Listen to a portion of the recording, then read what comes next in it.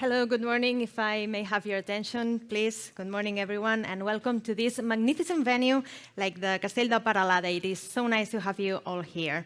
Today, we're here to celebrate the culmination of a 4-year project, the 4-year European project called 5G Med, which has been working on providing in a near future a seamless 5G connection on the road and on railways when crossing the cross-border, especially here between the border between France and Spain.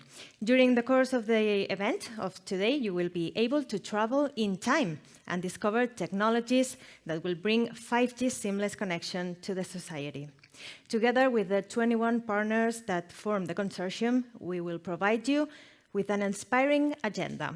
Next to me, you can see this remote driving station that will be used to drive a car in the opposite, in the railway. In the same road, we will test the detection of a hazard thanks to smart sensors and camera. On the railway, we will also be able to understand that not long from now, in a tunnel, we will finally be able to have also a connection, and let me please remark, the finally have a connection. Also, you will be able to discover new services that will be available on the road. You will also be attending a keynote from Christian Mikas, Senior Policy Officer, 5G for Camp Coordination, European Commission, DG Connect, and Marc Realp, Secretary of Telecommunications and Digital Transformation of the Generalitat de Catalunya. Also, please note that the event is being streamed on the 5G Met channels and also the website. And please note there is also an open Wi-Fi. It's Peralada Resort that you can, of course, use.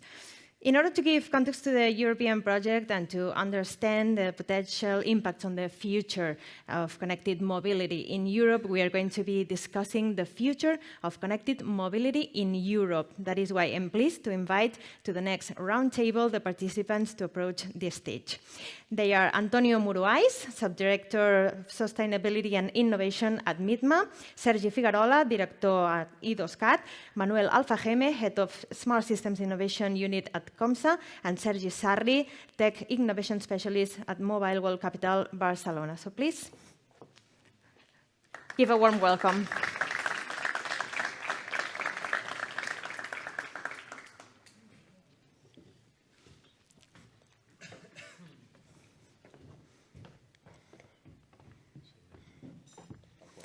Yeah, whenever you're ready, please have a seat. You have 2 microphones. I will ask you gently to pass on the microphones whenever you're talking. So the first question I want to address you is, why is connected and cooperative mobility so important for future transportation? You can start, Sergi. Okay, good. Well, welcome, everybody. I think that to answer the question, the best way to go ahead is to put example, right? I mean, what do we want whenever we are thinking about connection, cooperation? What we want is what we have in networks, in telecommunications. What we are doing, we are just moving packets. These packets brings information from one point to another point. What do we want? We want to maximize the throughput. We want to minimize the losses. At the same time, we want to maximize the capacity, and we want to bring information bits from one point to another. That's the vision that we have in the roads. But what does it mean? It means that, what does it mean to minimize losses? It means to reduce accidents, to make more safety. What does it mean to maximize the capacity and throughput? It means to reduce congestions. So what does it mean, the paradigm? The paradigm is that we have to move in the same way that the telecommunications did in the past. So we were moving from networks that information was moved hop by hop, to models where we had a centralized view of the infrastructure on the network in order to change the infrastructure on the way. So we have to do the same. And to do the same is when we need connectivity, when we need cooperation, we need B2X, we need cars to talk to each other, we need cars to talk to the infrastructure, and we have to be able to have all this interconnection to have a proper network in our roads.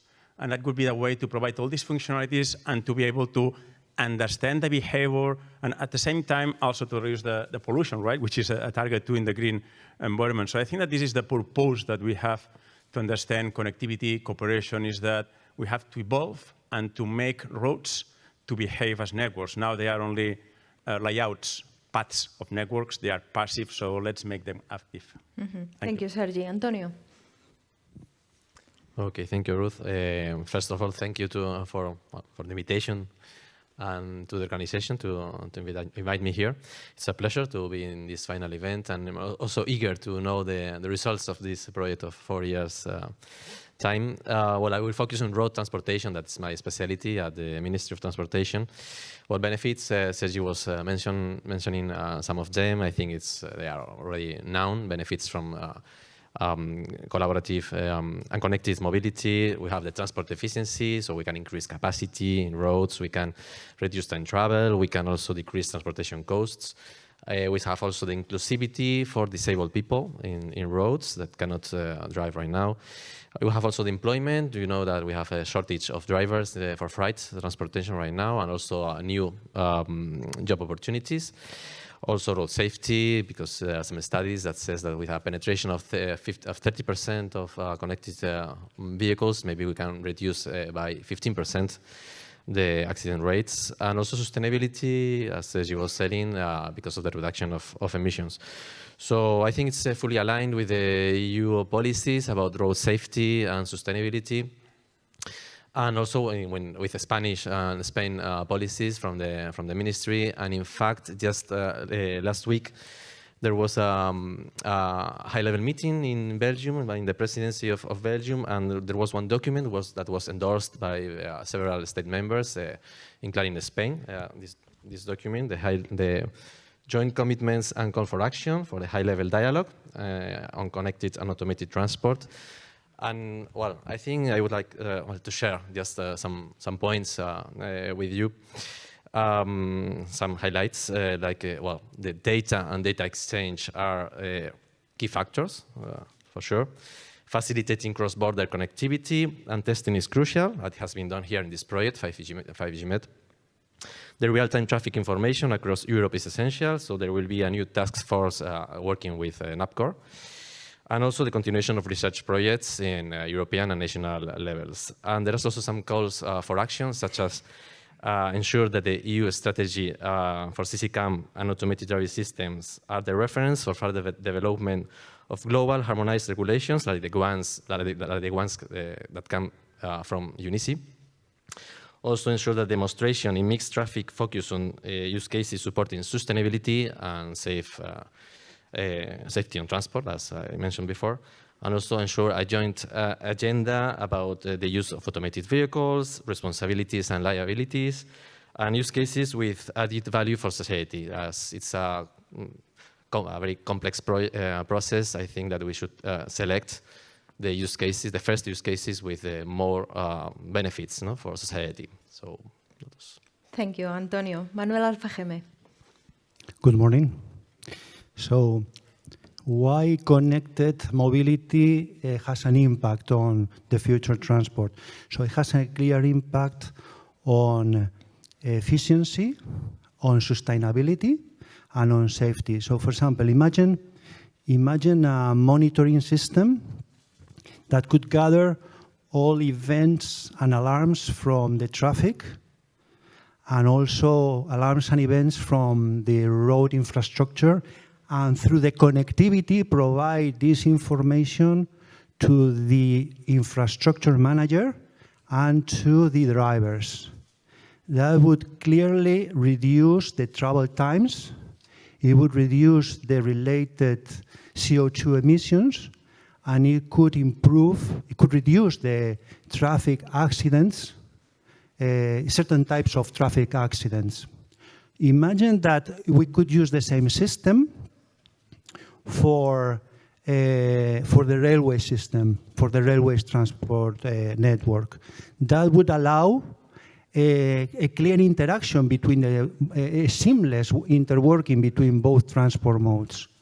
And therefore, it could improve the transfer times between both transport modes. So these types of solutions, monitoring solutions that would be like a central nervous system of the transport, would basically enable a clear improvement in effectivity, in sustainability and safety. I think this is my response to this. Thank you, Manuel. Sergi Sarri. Good morning. First of all, I want to thank you, the organization, for doing this and for the success of the 5G Met. So congratulations. And I want to excuse the Chief Information Officer of Mobile Capital, Igor Martin, who can be here today. Connectivity is right now what we pursue, in this new digital society in which we live, sustainability is key. So to achieve this sustainability, we must advance in the connected mobility, because mobility is one of the key areas of this digital society that we're building. Sergi and Manuel have said that before, so we must work to reduce the death on the roads. We must work to cut the emissions of the greenhouse gases, and that's what we can achieve with a connected mobility. Just to highlight some figures, more than 50% of the worldwide population live in cities. And despite the COVID-19, despite the pandemic, there are some habits that we haven't changed. So we have a concentration in jobs, in services, in housing, in the metropolitan areas that we must to tackle, optimizing the transport, the public and private transport. And this means having better routes and having a better use of the cars, because just 5% of the time a car is working, is on the road, 95% of the time is parked. So, and that's not only the worst case, just 1.5 persons per car use that, So we have a problem here to tackle, that connectivity can help us to improve all the transportation system and to achieve these green goals, that the European Union have been committed. So the 5G project is a step towards this sustainability and safer Europe that we aim. Okay, there are some common points of view that we will talk later about. So the next question, and I want to start now with Antonio. It's from your experience and background. Can you, Mike? Why are the new models of collaboration essential for the mobility ecosystem? Yeah, it's a good question. I think we have to work hard in this, starting with the public administrations, because, for example, here at national level in Spain, the CCCAM competencies are scattered among different ministries. So we have the Ministry of Interior with the DGT for road safety, traffic regulation. Now they are working on a new law for the connected automated driving. We have the Ministry of Transportation that I'm representing right now for the mobility planning, the transport regulation, etc. We have the Ministry of Industry for the vehicle homologation and also the type approval. We also have the Ministry of Digital Transformation for telecommunications and digital infrastructure. We have the Ministry of Science and Innovation for the research and development programs. So I think that the ecosystem is quite important, so we have to work on it. In addition, we have the other stakeholders, of course, mobile network operators, the industry, academia, research and development centers, etc., etc. So I think that maybe tools like innovative public procurement that we are trying to launch from the administrations are an interesting tool to work together. But also, anyway, I would like to say that Spain, I think, is already a good example of collaboration in the ecosystem. For example, from the Ministry of Transportation, we already participated in some projects, Sea Roads projects, some years ago, from CEF funds, with 5 corridors and hybrid technology of communications. We are now working in Evo Roads, another project from Horizon Europe. There is a use case in Spain quite interesting about creating a connectivity map on the road network. And also sometimes we provide also our roads, the national roads, for other projects, like the case of 5G Met, that they will present later. And I don't know, I think connectivity is the best example of the need of governance and collaboration, no, in the ecosystem. Because I mean, a single standard is not expected in a short term. So maybe we should move into the hybrid format between cellular and DSRC. Spain, for example, with DGT 3.0, the platform from the DGT, the Dirección General de Tráfico, they bet for the cellular with some use cases like the day 1.5 for the users, but still the 5G is not doesn't have the requirements needed for all the use cases of the road transportation. So I think the collaboration between national road administrations, mobile network operations, and all the stakeholders is quite important. Manuel, the new models of collaboration. So new models of collaboration are key to generate new business opportunities and also to be more cost efficient. And this is based in innovations like the ones that we are doing in 5G MED. In 5G MED, we have implemented new 5G architectures. So I'll put the focus on some of them, or one of them. We have implemented a 70 gigahertz backhaul that connects 5G cores to cells inside the trains. So this is a connectivity that provides gigabits of capacity and that can be deployed and has a cost similar to a 5G new radio network at 800 megahertz, but provides 5 times more capacity. 5 times more capacity for a similar cost. So this train-to-track connectivity can be deployed by railways administrations or neutral operators without a spectrum license.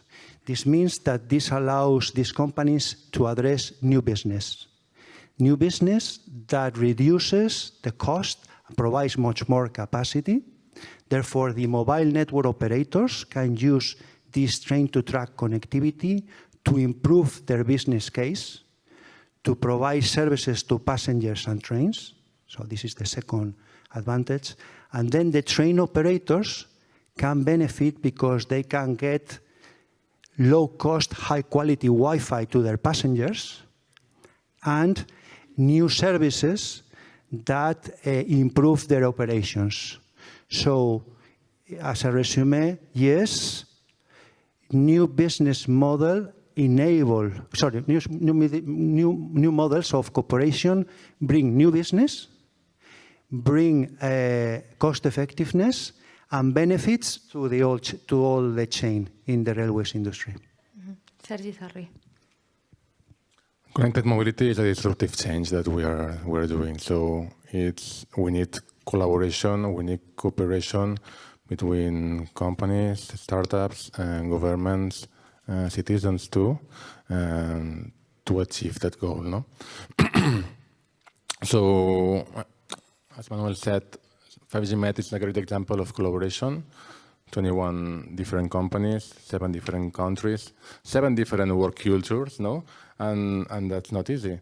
So I think that it's a remarkable success that we are here today. And it's important too, the support of institutions, the European Commission, to reach the milestones, no, that the project had fixed.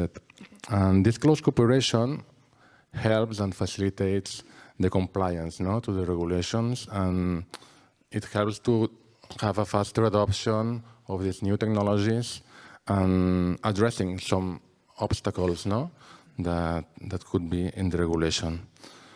As Mobile World Capital, we work to build and construct an ecosystem in the digital and technological companies of Barcelona, Catalonia, and Spain, and thriving innovation, pushing for new models of business, attracting talent, and driving the economic growth and creating new job opportunities. So this collaboration is key to make this transfer technology that Manuel has been saying, no? To put all this knowledge to the market, to society, and to get these new solutions with added value to society. Sergi Figueroa. Yeah. Well, cooperation, I think that this is a must. I mean, now we are facing a complex scenario, which is different from others. I would say that's not the same about delivering just 5G connectivity services in a city. Here we need all the members of the value chain because they are part of the value chain. They are not support members. I mean, here we need the car industry, we need the MNOs, we need the tower cos, we need the infrastructure providers, we need the research centers, we need the road owners, and we need to align all of them. If we are not able to align all of them, it's going to be a mistake, and we will fail on the challenge about providing this concept about automation, about mobility in the road scenarios. And how we see this from a research point of view. I mean, from a research point of view, indeed, we are doing research projects, but we have to go a bit beyond that. I mean, because in the end, a research project starts and ends. And it's happening today with 5G Met. And what we have to worry about is how we maintain, how we keep the infrastructures that keep on the projects and how we use them for other purposes that go beyond to the research purposes we have. When talking about research and collaboration, we have to collaborate on 3 scenarios, from my understanding. I mean, we have to collaborate on the, I would say, on the simulation part. Here it's the software part. We are working with digital twins. We have to identify what are the emulations that we have for these scenarios. On the other way around, we have to work on, I would say, closed scenarios. For example, we have an agreement with IDIADA on using the infrastructure that they have. They have a 5G SA infrastructure also connected there, and how we test things in a closed environment. And then the third piece that is needed is the one which is about interurban, which is the most complex one, because it's something that is inside the cities. Here I have to announce that we will disclose it maybe beginning of, I would say, summer or just after summer, but we will do an investment of 6 million euros on building an interurban area in the area of Barcelona, which is going to be devoted for mobility scenarios with Open RAN to identify different technologies and to provide all the software which is needed in order to manage this infrastructure, to provide different use cases, and to be sure that what is happening, it's happening in a real environment with the challenges that we have here. I think that this is a major endeavor that we have that will allow us to have all these 3 scenarios. So this is the part that we can collaborate on research, and also opening this research to the ecosystem and make them part of this game. And then another type of collaboration is the one that I consider strategic, and is the one that, for example, we are developing with the European Commission, with the colleagues that we have here, right? Which is, for example, on the collaborative and support action that we have with GUIDE, which is an initiative that's putting together the 6G AA, which is the Infrastructure Association, together with the 5G Automotive Association, and we are the unique research center there in that case. And this is a small consortium which is working on defining which is the strategy towards this cross-collaboration, understanding what are the outcomes of the whole corridors projects and how we put together a set of best practices of know-how on how we have to address the challenges that we have from now on. And this is something which is very strategic because it has to be aligned with the CEF program, which in the end is the one which is deploying the infrastructures. So here I would suggest that very soon will be disclosed the 5G SDA, which is the strategic deployment agenda, which really impacts about the need of this collaboration and what are the infrastructures that are needed around Europe in order to achieve this concept of mobility, about connectivity, right, about cooperation. And this is something that, even though I think that the key pieces are the highways, because it's where we see that the transport of mercaderies is easier, then is when 5G Met is bringing this piece, which is very important, which is about the integration between countries, which is the cross-border. Because if we don't have cross-border, then the model of the highway is very limited because it's only limited for the country itself, right? And another point is that I have also to say that over the paper, everything is easier. But I have to say that so far, it's not that easy to put together the OMEs and the MNOs together because they disagree on the deployment model and they don't agree yet on the common business model. So unless we are able to put these two players together to understand that it's not the question that we make what you want or what the other one, that we have an agreement, there will be, well, would not be a success story in Europe in terms about the, I would say, connectivity on the infrastructures. Thank you. Thank you, and thank you for the disclosure that you made. I'm sure the next few months we're going to be talking about this. So from what you said, I think a hybrid system between the public governments and the private ecosystem would be a great one. You said something also, Antonio, right? Or Sergi, I don't know. Well, I think that it's key. I mean, for example, I mean that the Spanish government has been doing a program, which is the UNICO program, that is putting lots of resources about facilitating all this infrastructure. For example, I mean, the investment we are going to do is thanks to the UNICO program, which is devoted from the Spanish government on how we facilitate the rollout of 5G, because it's not that easy. I mean, business models are not yet that clear, right? But until we don't have the technology, it's difficult to find applications that will monetize this infrastructure. So it's like a chicken and egg problem. Do you all agree on this hybrid model? Yeah, I think that, well, this is a discussion we have internally, no, in the administration, but sure, we agree that it's not clear. 5G is here, but also, I mean, as I said, the platform DGT 3.0, all other use cases are cellular, but we are still thinking about the roadside units, if we need to implement them or not, and to be very careful because, for example, in our national road network is so big, I mean, 26,000 kilometers, so we can't implement technology that could be obsolete or not to be neutral, so it's not an easy question. So that's why I think this model of hybrid format and try to standardize is really important, yes. You agree too? Well, my only comment would be is that funding is clearly necessary in order to promote new scenarios. Okay, without this funding, the initial business could be difficult to find. So, but once there is the funding and the infrastructure, then the services come, and then the private initiative is developed. And also with less bureaucracy, no? I think some of you said less bureaucracy. That was a claim in the European Commission that we attended 2 weeks ago. You remember? There was a claim when the technology projects were presented. Everyone was saying less bureaucracy, please, Europe. Well, that's the point in several areas, no, of the administration, and I think that Europe has the greatest part of them.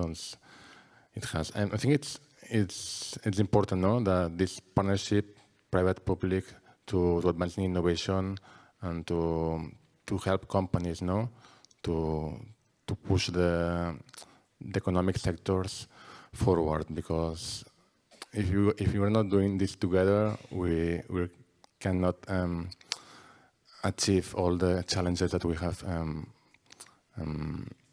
pointed out, no? So it's necessary that the European Commission makes that funding for companies, and with that period of time, no, that helps the companies to do that in a good manner. And now, after the election, it's a good moment to try to set an agenda, right, in Europe? Exactly. Okay, so we've been talking about what to implement and how to build it. Now we want to talk about the impact that this has on society. So what is the impact that it has, and what are your insights on all of this? Manuel, you start now. So we're talking about connected mobility. Connected mobility has a clear impact on society. Before we have talked about some of the advancements that we have done in 5G MED. So in 5G MED, we have created a new architectures that provide high connectivity to the train. By doing that, we can provide to trains low-cost, high-quality Wi-Fi.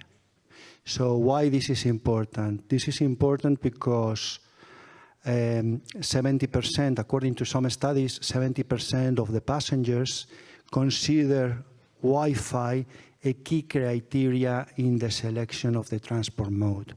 So Wi-Fi would move passengers to railways. Why this is an impact to society? This is an impact to society because European Union decarbonization objectives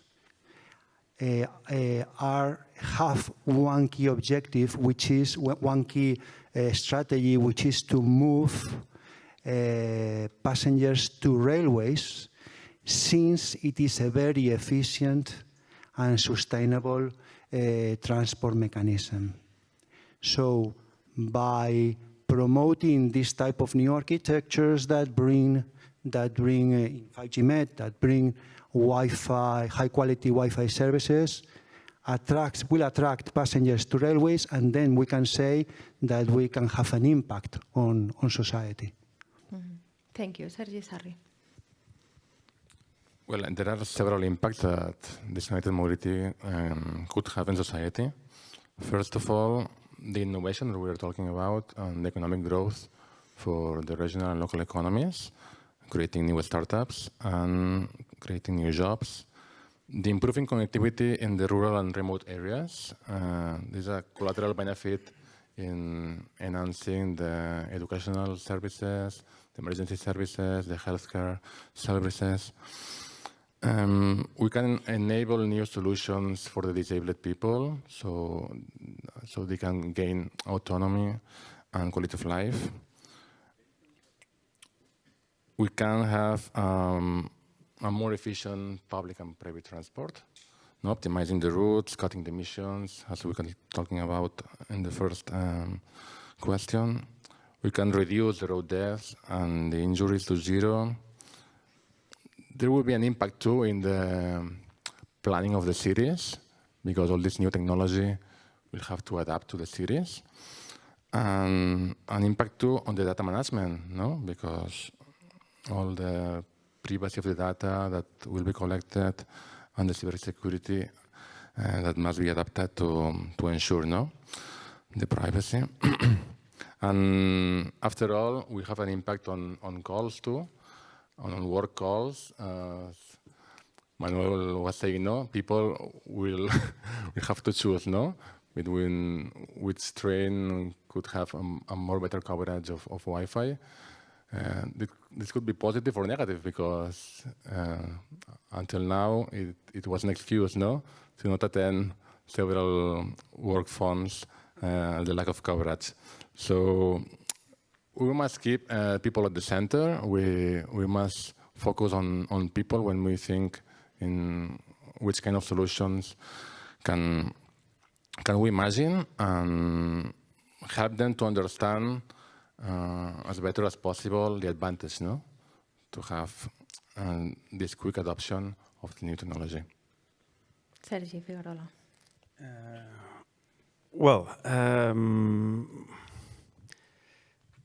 how do I start? Let me say that we have to change. That's clear. I mean, we are not doing the things right. Research goes together with innovation, and we have the feeling sometimes that research is one thing and innovation is another thing. When we are talking about impact on society, I mean, we have to take it seriously.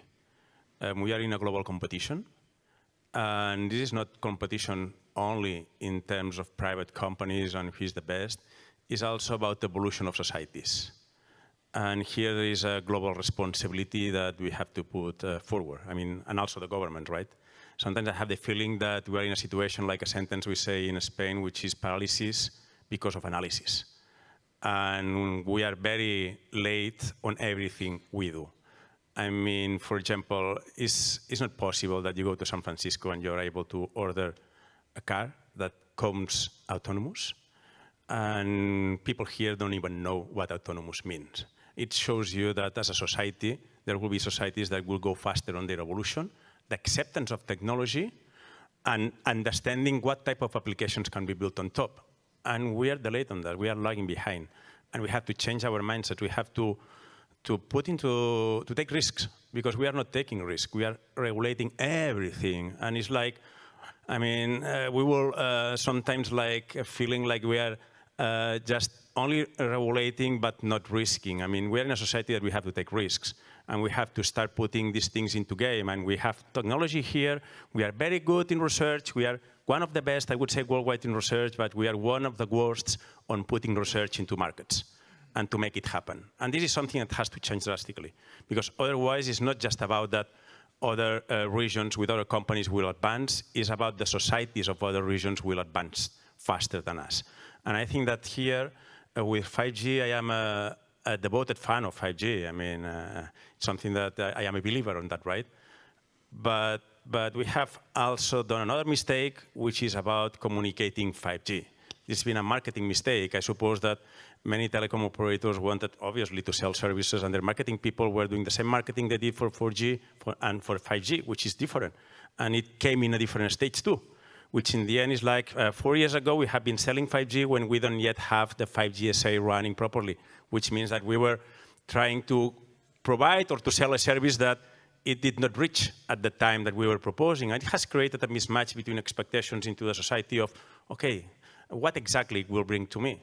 And I think that we have to understand that 5G is a game changer. And when we are talking about connectivity, about autonomous, it's a change of mindset.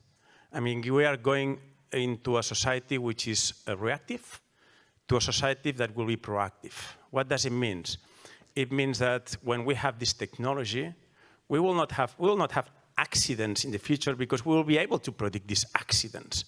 But people is not able to understand what does it mean to work on real time until you see an experience, until you can feel it. I mean, I am one of these that until the date, I remember it was in a Mobile World Congress event that first time I tried one of the demos that Telefonica did, I remember on the 5G there.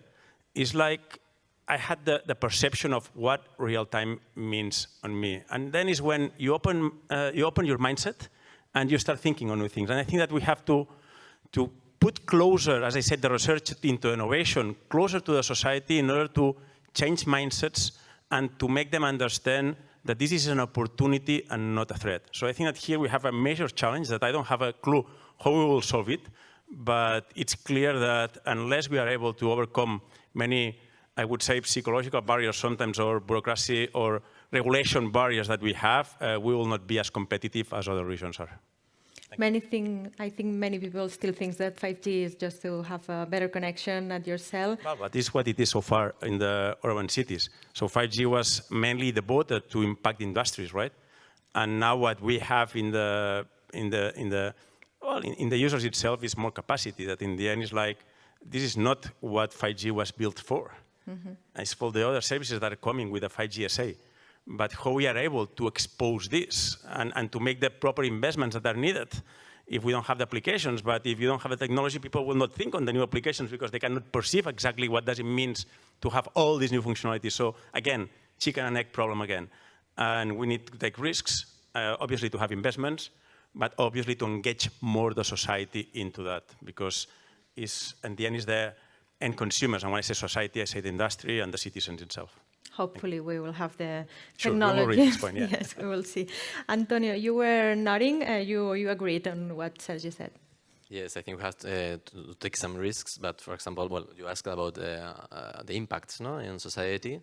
We already discussed about some benefits. I would highlight the road safety first in roads. That's the first big improvement for us, for road administrations. And talking about this risk, of course, we have to take risks, and there is bureaucracy. But for example, now I said that the DGT is passing a new law for driving, automated driving. We have to inform from the ministries what happens if a car stops suddenly in the middle of the lanes or whatever. So there are some risks of safety.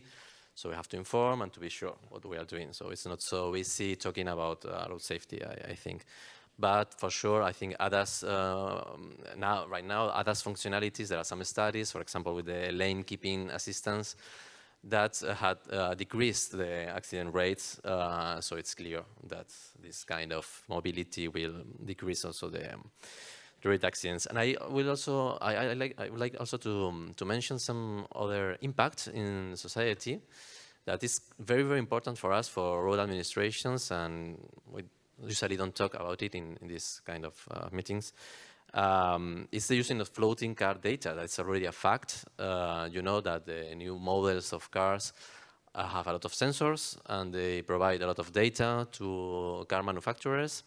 So administrations now, we are buying this data from the road manufacturers, for the vehicles manufacturers, sorry.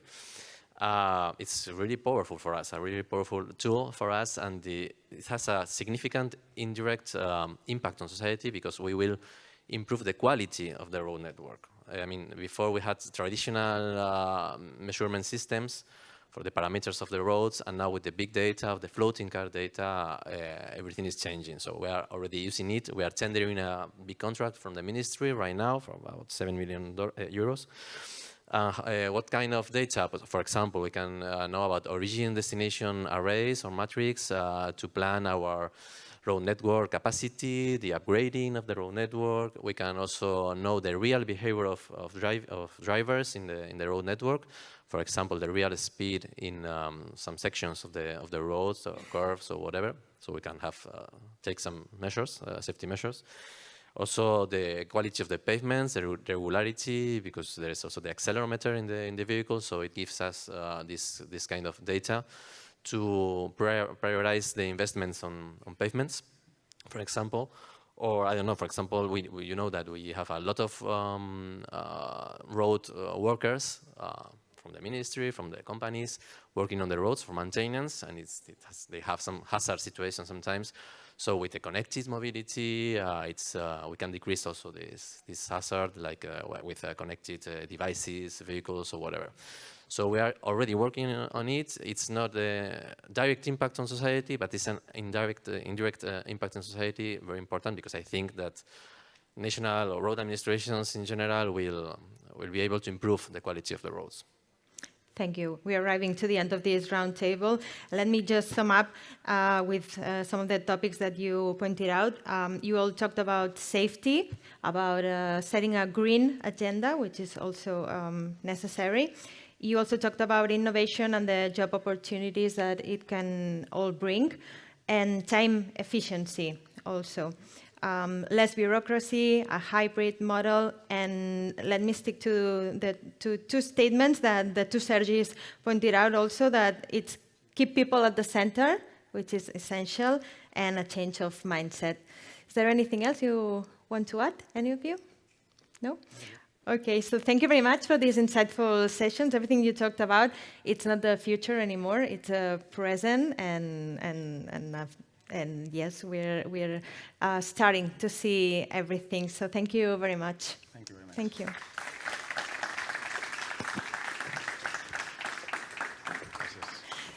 Okay, you can go back to your seats. Please don't leave us. Stay with us, because this session is just starting.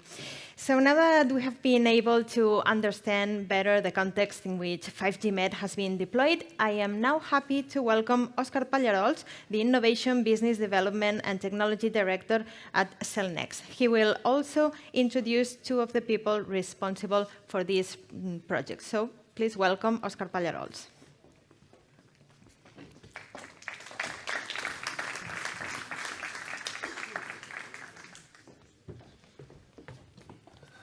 Good morning. Thank you so much. Sorry. An interesting start of the today event, and what are we saying today? And many times talking about 5G, let's understand a little bit more in detail what is 5G in the context of the corridors. Because as you know, today, corridors are not priority from the commercial perspective. Things are happening mostly on the urban context, the dense areas where the customers most of the time are. But we know how much important it is, this mobility when moving from A to B. Three components, and mostly that's the reason why a company like Cellnex coordinating the project, we are taking this leadership. Because everything starts by building the passive infrastructure. If you want to have a highlight about this growth of infrastructure in Europe, for instance, and I can show our numbers in that sense, we are deploying over 5,000 sites, 5G sites every year in our footprint, which is about 12 countries in Europe. So 5,000 sites, most of them dense areas for 5G. Normally, C-band means 3.5 gigahertz in the urban context. When we move to the corridors, we know that perfectly this is more isolated venue situations, difficulties on the backhauling, many times fiber required, so there is a wider complexity. And this is why European Commission is really boosting and promoting, because it's not the regular, let's say, commercial business, as this needs to be somehow incentivized, promote also from the public entities. When we have this 5G, these infrastructures, a discussion about what is the model. And that's why a neutral host model is interesting, because you are just building one asset and many tenants using that asset. And many tenants means the different commercial MNOs in a country and potential others. Public safety, mission-critical networks, FRMCNs, railway signaling networks, fixed wireless access, so many components which can be shared from the passive element to, for instance, the backhaul. If there is fiber, this fiber is open to everybody. So again, another crucial element, making these infrastructures open and accessible. What is the regular size, just for you to get a sense of this? If we take a country like Spain, for instance, a regular network in Spain from Telefónica, from Vodafone, I know that there are differences, but let me talk about the average case. 21,000 sites in a country like Spain. 22,000, maybe a little bit more if we consider the densification. And the densification is not only deploying sites like the ones we know here, which are greenfield towers, but also rooftops, so any rooftop into any building in a city, but now start moving the small cells. And small cells will complement any of these, let's say, existing infrastructures in a way that connectivity is much closer to the consumption point, much closer to the skin of the city where the digital experience happens. And this is a reality. But now we are talking here in mobility in corridors, in highways, in railways. Mobility in urban context, probably from a coverage perspective, is much more well served, but it's much more complicated. If we take, let's say, a normal driving along a highway, this is much easier to control than just being in a roundabout or in a junction in a city, with pedestrians, with crossings, with traffic lights. So even though connectivity in city is much more well covered, the issue, the challenge of autonomous mobility in the city, it's much higher. So there is this, that's why highways is the very first, because it makes things simpler, although there is the challenge of deploying this infrastructure. Moving to the technologies, we talk about the 5G many times. Here today we will see 5G macros installed from the French and Spanish sites at 3.5 gigahertz, the typical C-band commercial band. But what is this band about? Let's understand a little bit more. Not technical pitch, but just to get the sense. When we have a macro, a site with this band installed, normally there is a radius of coverage, a range of coverage between 1.x kilometers. Higher frequency, lower range. Lower frequency, wider range. That's why in rural context and so on, normally frequencies are more on the 700 band with 5G. In dense areas, it's higher frequencies, smaller radius of interaction from the cell. That's the first one. Second, in regular conditions, if we were in a city, a 5G node normally has about 2,000 to 3,000 registered users. Only 700, 1,000 can be concurrent. Only this portion can be concurrent in a sense that can be uploading or having a voice call. Why? because there is a total throughput 1.x gigabit per second, which is the capacity of that tower. And with that capacity, I'm serving from 700 to 1,000. The more users there are, the more narrowband I'm allowing each of these users. This is working from blocks of 100 megahertz that any of the MNOs normally has on 3.5. Just to get a sense. Today we will see a very nice demo, real and technically very, very complex, but we will have in that network only one subscriber. Imagine extrapolating this situation to hundreds of users going through the highway over 1 hour. So the challenge is really, from the commercial perspective, challenge is really still there. Technically, it's proven. And finally, something important. And this is a movement we are identifying, we are seeing anywhere in Europe. And it's a big challenge. Also because change breaks the rules from the mobile network operators up to today, which is why I need to have only and separately my radio equipment. Why don't I share my radio equipment with my competitor, which is the so-called RAN sharing? Why I do not use the same radio equipment? Then we can discuss if I use separate frequencies or there is a pool of frequencies. This is the MOCN, the MORAN, too much technical. But why do I need to have in a tower 2 different boxes, especially in markets or in venues with lower density? And this opens the door to the potential solution as a RAN sharing model, where there is one operator dealing with that radio, but 2 operators getting the service from that radio. And this is something that makes the economics much more attractive. If we think about, for instance, Sergi mentioned about the Unico in Spain and so on, this is why, for instance, in Spain, one of the solutions that have been designed, it's okay, let's set up one single 5G equipment in a way that all the commercial MNOs can use it. Then the discussion is, do we need a neutral host to play this? Who takes the lead? I would prefer this part. I have some others, and we can do, let's say, a division of the territory, so you manage one side, I manage the other. Many, many differences, many, many models. But at the end, what we say is only one box from a radio perspective. What is this box from a business model perspective? And remember, I was talking that a regular network could be 20, 21, 22,000 in Spain, for instance, sites. In an existing site, 4G site, installing 5G C-band, very similar to the one we will see today, this means an investment of 50,000 euros, roughly. 50,000 euros. So make the price per quantity, this price per 20,000, you get the sense of the magnitude of this investment. It's huge. And I'm supposing that we are using an existing 4G site, so probably backhauling and some components are reused.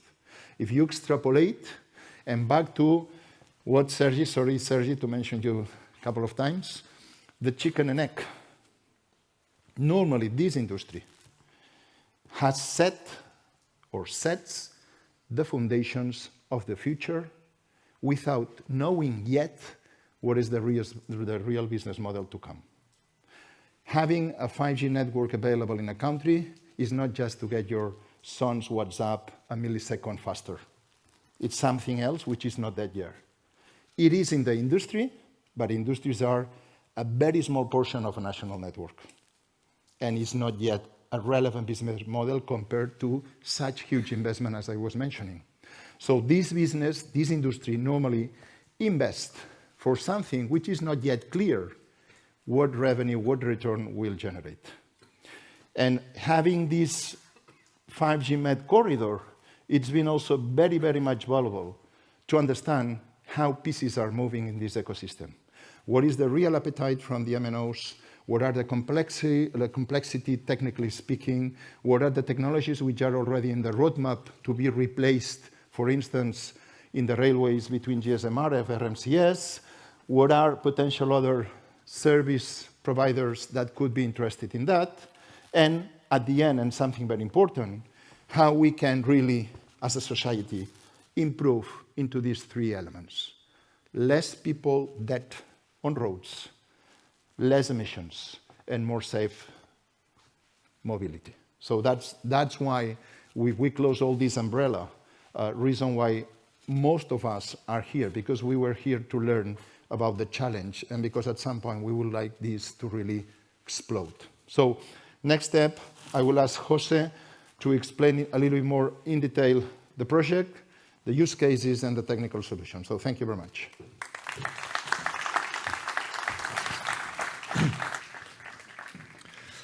So good morning, everybody, from my side, and welcome to 5G Met final event. I'm Jose Lopez. I'm the project coordinator. And first of all, why are we here? For sure, this is a beautiful venue, a beautiful castle, but that's not the reason why we are here. The reason is because we are next to the Mediterranean corridor. As you may know, there are mainly 10 important transport corridors within the European Union. These are called the 10T corridors, and probably Mediterranean corridor is one of the most important ones of these 10T corridors.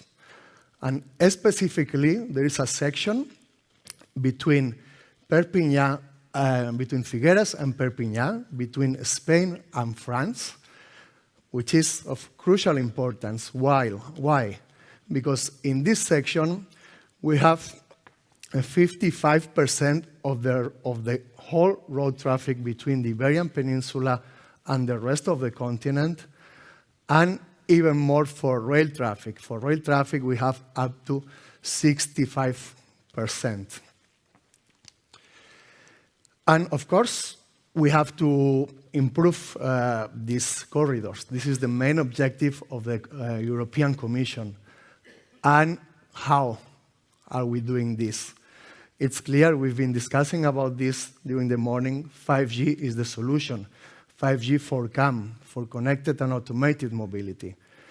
Why? Because this technology allows us, as we were saying before, to reduce the fatalities. There is a clear objective from the Commission to reduce to zero the fatalities in the year 2050. Also, as we were saying, to mitigate carbon emissions, also very important nowadays, and in overall to enhance the traffic management efficiency. This is for the automotive sector, but on the railway side, it's very important because until now we had different networks for different things. We had GCMR for the train operations, and we have other heterogeneous network to provide coverage to the passengers inside the train.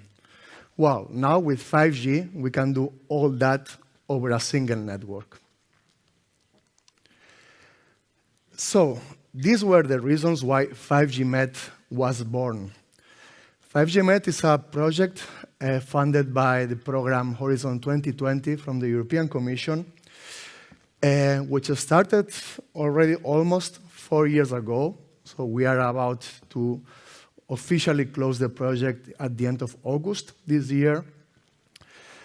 And you will see the size of the project with the total budget, which is around 16 million euros, and the number of countries and partners involved. We are a big consortium of 21 different companies from 7 different countries in Europe. We have telecom operators, neutral hosts, research institutions, software developers, really very wide ecosystem. And so what has the project done? We have developed and installed a new network architecture to prove that all the CAM services we've been discussing during the morning are real and can be sustained with this 5G architecture.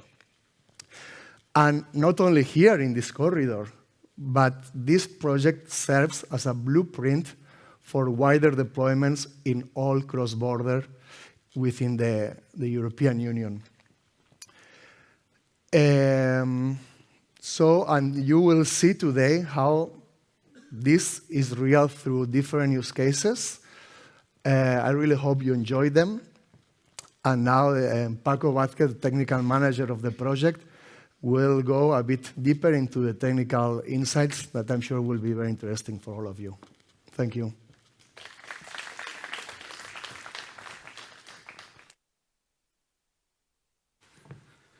So good morning to everyone. I would like to start with an exercise of imagination. It will be very easy. So imagine that we are in year 2030 and you are driving with your autonomous vehicle from the city of Paris to Barcelona. So your autonomous vehicle is fully connected and it's exchanging data with other vehicles, with the infrastructure, and with intelligent traffic management systems that are providing the information and are joining you through your journey. At this moment, the ecosystem that we have, this smart mobility ecosystem that we have, will allow us to just disconnect and to just don't worry about anything related to safety, anything related to the status of the traffic, because everything will be under control. To make this vision a reality, what we will need is to do the deployment of real 5G networks and 6G networks that are fully robust, reliable, that are providing really ultra-low latency to support the exchange of data between vehicles that are driving at high speeds. But in addition to this, now just imagine that your autonomous vehicle reaches the cross-border between France and Spain. And at that moment, you have bad weather conditions. So what happens there? Suddenly, when your vehicle crosses into the French territory, there will be a handover between the two networks that will start happening. So absolutely, at that moment, there will be a full disconnection. Your vehicle will be disconnected from the network for several minutes, and this is a problem. During this disconnection time that you will have several minutes, your vehicle will stop receiving the updates of the traffic information that we have, and also the conditions of the road. So this is an issue. And why it is an issue? If we have safety critical situations in the border, like hidden obstacles, or we have emergency braking, what will happen is that maybe the ability of your autonomous vehicle will be really reduced because of this, and then we will increase the risk of accidents in the border. So if we want to enhance and to ensure the safety of our vehicles in these cross-border situations, we need to minimize the interruption time by providing seamless handover processes between national networks. And this is the main technical challenge of the 5G MED project, where we focus on the enhancement of this handover process between 5G networks at international borders. So in 5G MED, in order to overcome these challenges, we have deployed two 5G SA networks, standalone networks, that are providing coverage to 40 kilometers of the Mediterranean cross-border corridor between the cities of Figueres and Perpignan. So we have deployed 6 GNOT-Bs to cover the Spanish segment, and 7 GNOT-Bs, 7 base stations covering the French segment. And we are providing coverage to both the highway and also the rail track that are running in parallel in this cross-border corridor. In addition, we have developed several roaming optimization techniques that allows us to minimize the interruption time. And those minutes that we had at the beginning and that we have right now, we have achieved an interruption time that is around 75 milliseconds in average. So this is a huge challenge, and we did it. So at the end, we are ensuring these seamless handover mechanisms between the networks in the cross-border scenarios with 5G MED. In order to evaluate the performance of our networks and of our roaming optimization mechanisms, what we did was to develop 4 different CAM use cases that we have developed and we have deployed in this cross-border corridor. Today, you will see some demonstrations of these use cases running. The first is about the remote driving process. So imagine that your autonomous vehicle that is crossing the border, it finds a traffic situation that is complex. So there is a traffic jam when you arrive to Le Bourou. This is happening. It happened several times in the tests and trials that we did in 5G MED. So this autonomous vehicle, at some point, it doesn't know what to do. It's autonomous, but everything is not under control, and maybe there are some things that he cannot control. So what it does is to request for assistance to a remote driver. And then the remote driver that is sitting in the remote station, what it does is to teleoperate the vehicle moving from that point where it found that traffic situation to the other side of the border. So it's crossing the border doing this teleoperation process. This is the first use case. In the second use case, we have that magic intelligent traffic management system that is continuously monitoring the status of the road. So it is getting information from the connected vehicles, getting information from the cameras that we have installed in the infrastructure. And with all this information, it is generating traffic strategies and send recommendations to the vehicles. So our connected vehicles, our autonomous vehicle, when it receives these recommendations, it is able to adjust its trajectory, and at the end, it is reducing the risk of accidents, and of course, optimize the traffic efficiency. The third use case is about railways. We've been talking already in previous presentations about the railway scenario. In the third use case, we have a connected train that is crossing the border through Lepertus tunnel. So this train is driving at high speed. In this use case, we are providing continuous service communications to the passengers that we have on board. We can have hundreds of passengers, and they are fully covered by the network of 5G MET. And then in the fourth use case, it is about infotainment. When you are driving in your autonomous vehicle, you will have time for, you will have time to be with your children, with your friends, watching videos, watching infotainment at the end.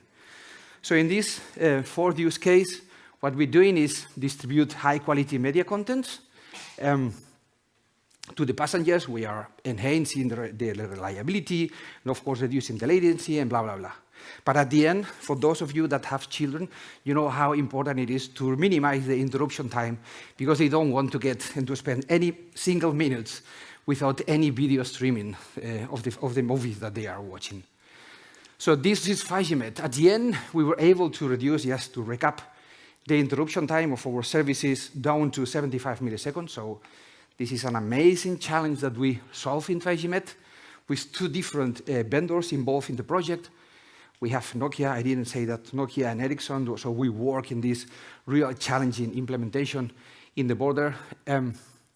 So we are boosting the deployment of future connected and automated mobility in these cross-border scenarios.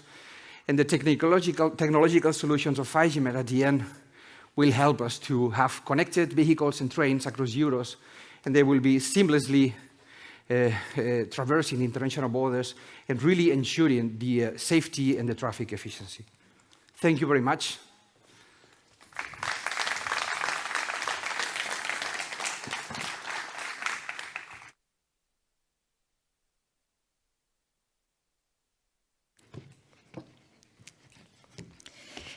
Thank you, Óscar Pallarols, José López Luque, and Francisco Vázquez Gallego for your presentations.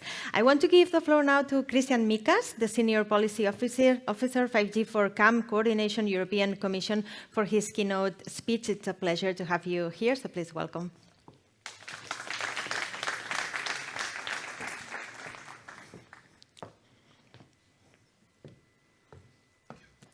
You have the remote if you need. Many thanks. Ladies and gentlemen, dear colleagues, so I'm a bit old school, so I will stand here. So it's a great pleasure for me to be here today in Peralada and in Catalonia, in this beautiful region, very close to the border area, indeed. And I'm here today, indeed, as not only the project officer for 5G MET, and I had the chance yesterday, but also the duty, together with 5G MET project reviewers, to participate in the demos on board of cars at the border. And I would certainly really encourage you to participate later to these demos. I'm here as well as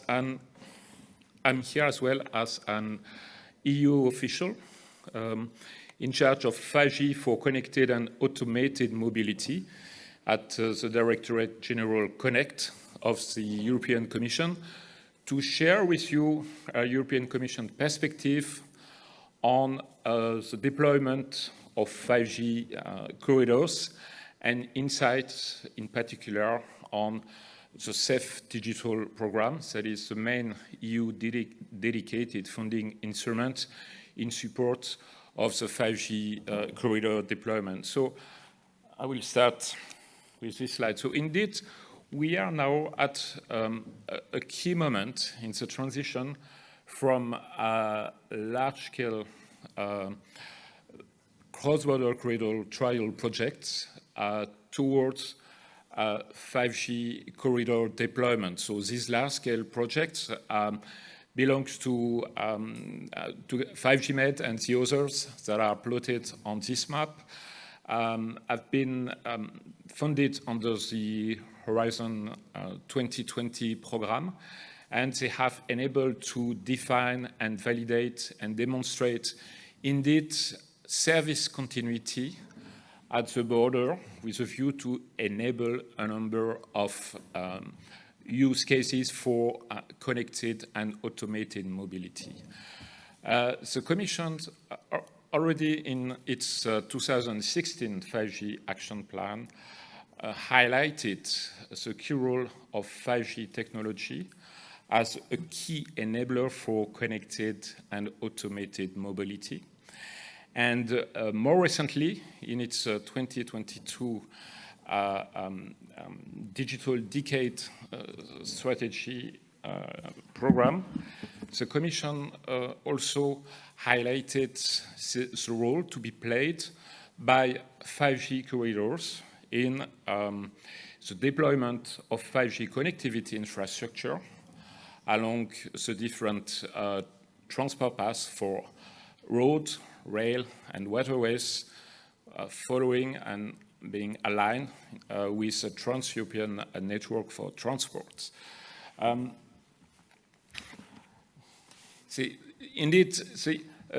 We are just at the start of this deployment, and massive investment will be required for this purpose.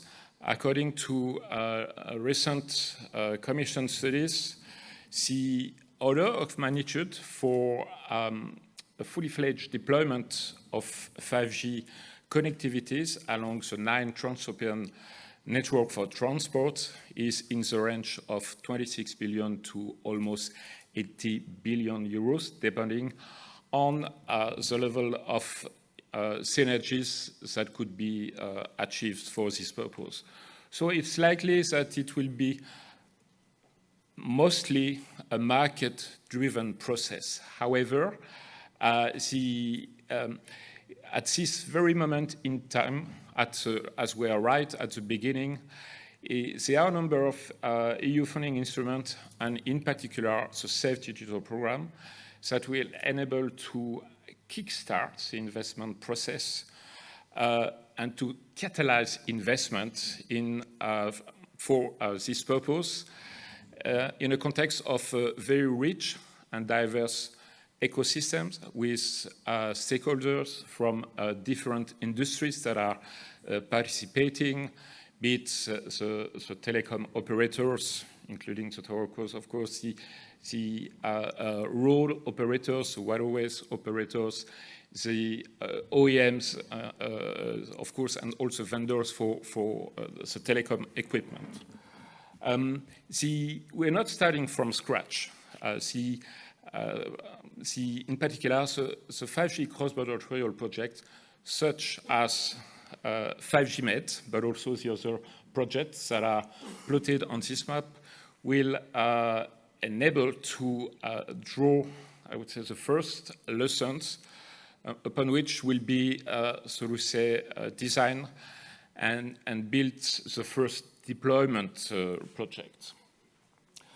In order to, under the Safe Digital Program, initially, in order to deploy 5G corridors along selected, I would say, sections of transport paths, an amount of 800 million euros has been, so to say, planned to be, so to say, the objective in terms of deployment. If you consider those sections of corridors that follow the 10T paths that are in red, overall it's 26,000 kilometers of corridors. I would say it's a minor but yet significant fraction of the overall length of the TEN-T corridors. Yet they have been identified by the member state as being priority corridors for deployment, and they encompass both road, rail, and waterways. Overall, 49 intra-EU borders have been identified, and indeed, the Safe Digital program in support of 5G corridor deployment is focusing on those cross-border areas. Because, of course, those cross-border areas are key to achieve the single market with the free circulation of goods, persons, and services. But also, it's a way to, so to say, foster cooperation on the two sides of the border between the competent public authorities on the two sides of the border, from the transport sector, from the transport authorities, telecom, security, you name it, but also from the different industries that are participating with the view to define, so to say, technology and business solutions that could be then, that could scale up to the European level.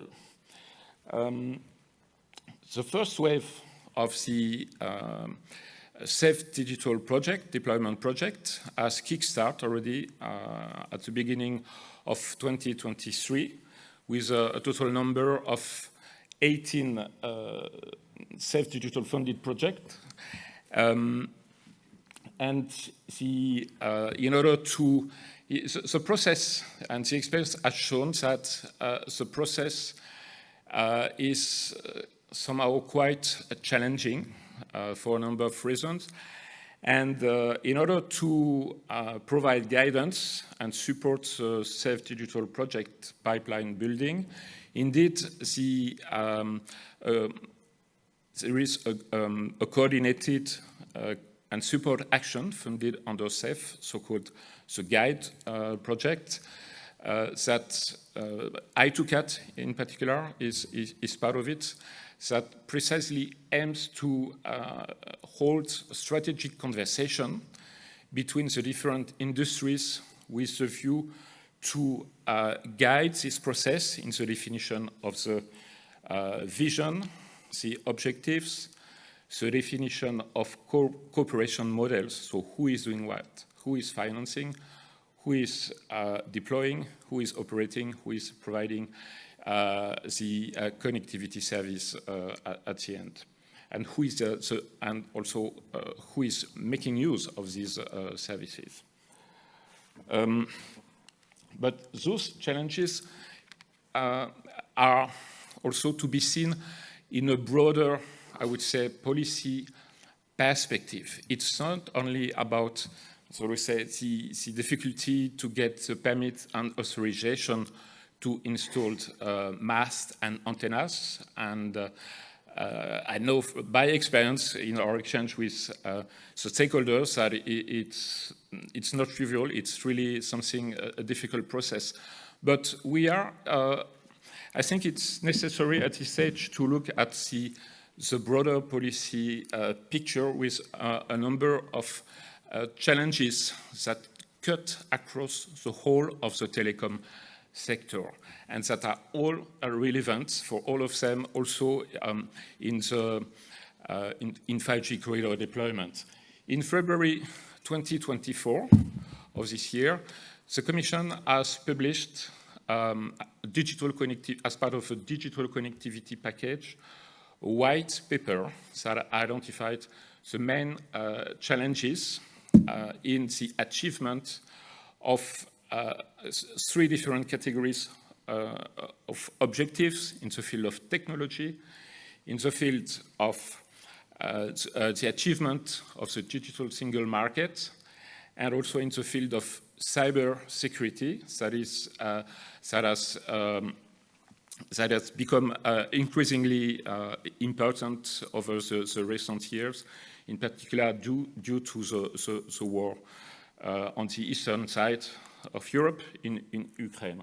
So briefly speaking, so these four challenges. The investment needs are indeed very important, in particular with a view to achieve the objectives set by the Commission for the end of the decade. So basically, it's about providing gigabit connectivity to all European households, and it's about covering with 5G all populated areas. More than 200 billion are needed, and a significant fraction of them will be indeed needed, in particular for the coverage of the transport path. The fragmentation of the single market and the lack of scale is also an important obstacle, and this is precisely what we are trying to address here under Safe Digital by focusing on the cross-border section of corridors. The risk of dependency on non-EU providers in the context of, I would say, increasing concerns in relation to cyber security, the need to build up industrial capacities, and the lack of coordination in the management of spectrum, and this is particularly relevant in the case of cross-border corridors where it is necessary to achieve service continuity in the provision of the 5G signal with a guaranteed quality of service meeting the needs of CAM use cases. So for this purpose, the vision of the European Commission is anchored on the definition of a 5G continuum. It has two main, so to say, dimensions. One is geographical, whereby the large-scale 5G deployment will take place not only along transport paths, but also in urban areas and in rural areas. And for this specific purpose, the Safe Digital program is also funding deployment into so-called smart communities. But there is also a technology continuum dimension whereby the integration of cloud edge infrastructure with 5G connectivity will enable to build platform that will enable to bundle connectivity with applications. So now briefly, I don't know if I will manage to do it briefly, but this is basically the Safe Digital program over the 21-27 periods. So overall 1.6 billion funding. We are halfway. We are about to publish the second work program for the remaining periods of Safe Digital 24-27. Here I have highlighted actions in the area of 5G for transport corridors, 18 projects with a consumption of 42 million euros under Call 1 and Call 2, but also in the field of 5G for edge computing and for 5G and edge computing for smart communities, 19 projects and a consumption spending of 57 million euros. In the case of 5G transport corridors, the assessment that can be done at midlife of Safe Digital is that we haven't spent, so to say, the budget that was planned from the start of the program. So some adaptations will be necessary for the remaining part of the Safe Digital program. So now some insights regarding the content of the calls 1 and 2 for 5G corridors. So as I said, 18 ongoing or even terminated project co-funded with 12 inception studies enabling the preparation of work proposals, and already 6 deployment work proposals. It's necessary to remind that the intervention rate goes up to 50%.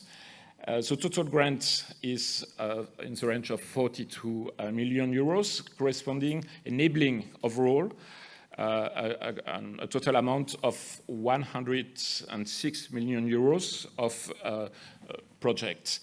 The overall length of those 5G corridors that are being deployed under the 6 deployment works totals already 4,300 kilometers. This is in particular due to a number of projects that aims at densifying the network, the radio density over transport paths where 4G and 5G networks and infrastructure are already present. And the number of intra-EU borders in these 18 ongoing projects is 19 already. So now let's have a look at the Call 1 and Call 2 projects as they are now plotted on this map. So you see in green the study project. Already see most of the, actually all of the 8 inception studies of Call 1 have been terminated, and we have a number, so 4 remaining inception studies that are still live, and there are a total of 6 deployment projects that have been already launched under the Call 1 and Call 2. So what we can see here on this map is a relatively broad variety of deployment projects, but yet it's possible already to see some commonalities. So we have a number of projects, in particular those that are, so to say, driven by the tower cos that's focusing on the deployment of passive network infrastructure under also called neutral host models that Oscar was reflecting in his presentation. While at the other end of the chain, we have, on the contrary, projects that are focusing on seamless roaming through the, so we say, investment in the active radio element with a view to ensure and facilitate service continuity across the border. The project, for instance, at the Greek-Bulgarian border, 5G Sigel, held very recently a demo in this context that was quite successful in demonstrating indeed that on the basis of the solutions that have been developed, in particular thanks to the support of the H2020 project, these solutions are already effective and working. Also to highlight that we have a number of projects that are focusing on the deployment of 5G for rail. This is the case, for instance, of the 5G Melusina inception studies between France and Luxembourg, or the 5G on track between Germany and France.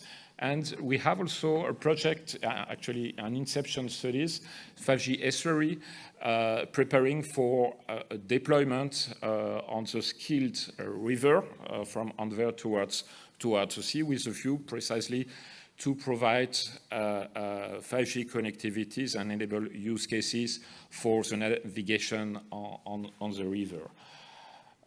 So this will be my last slide. So what are the next steps under SAFE Digital for the second semester? And many of these different components are likely to even take place under the third quarter of this year. So what will come next is the publication of the SAFE, of the result of the third call of SAFE Digital. Next will be the adoption of the SAFE Digital work program, the second one, further to consultation of the member states under the SAFE committee. The SAFE Digital Call 4 will be immediately published once the second work program will be adopted. And last but not least, the guide with the support of the Smart Networks and Services Joint Undertaking. There is a strategic working group there. Will, so to say, publish, actually it's not guide is facilitating the process. It will be as a 5G strategic deployment agenda for road and for rail, will be published with the view to provide guidance to the stakeholders, in particular in the context of this call for on the Safe Digital to be open. So I stop here. Many thanks for your attention.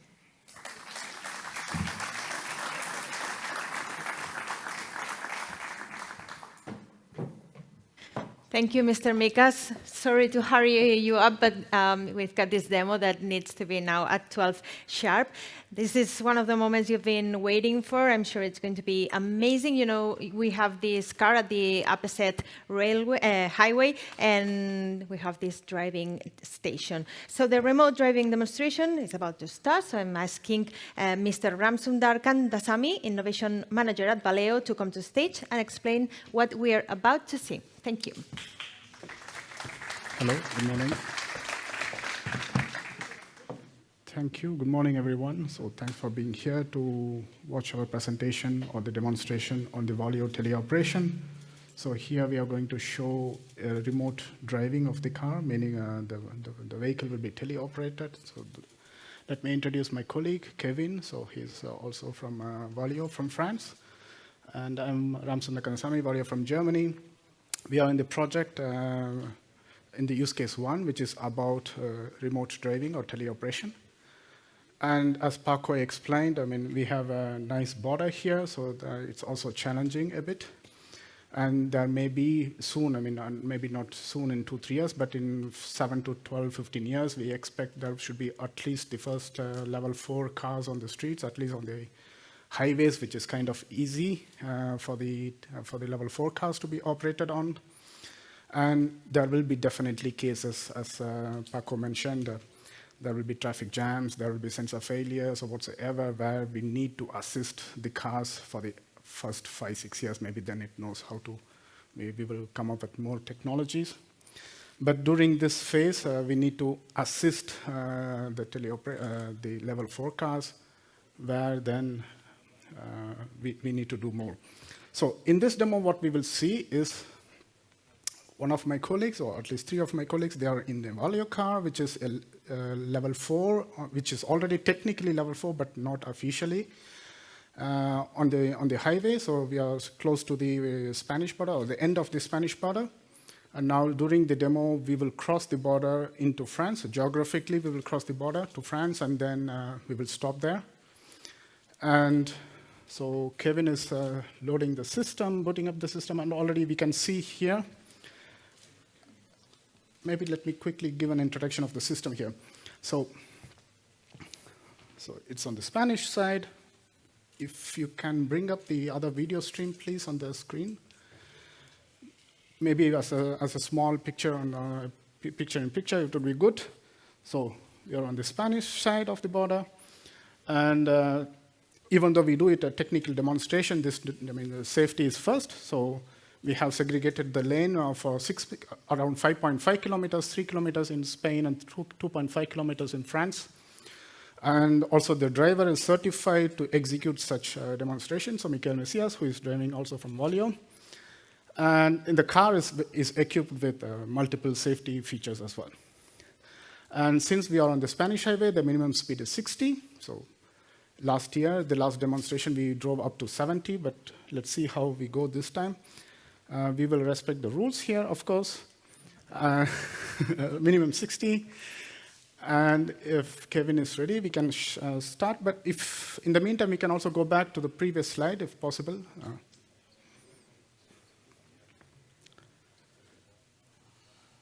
Can we please switch to the slides?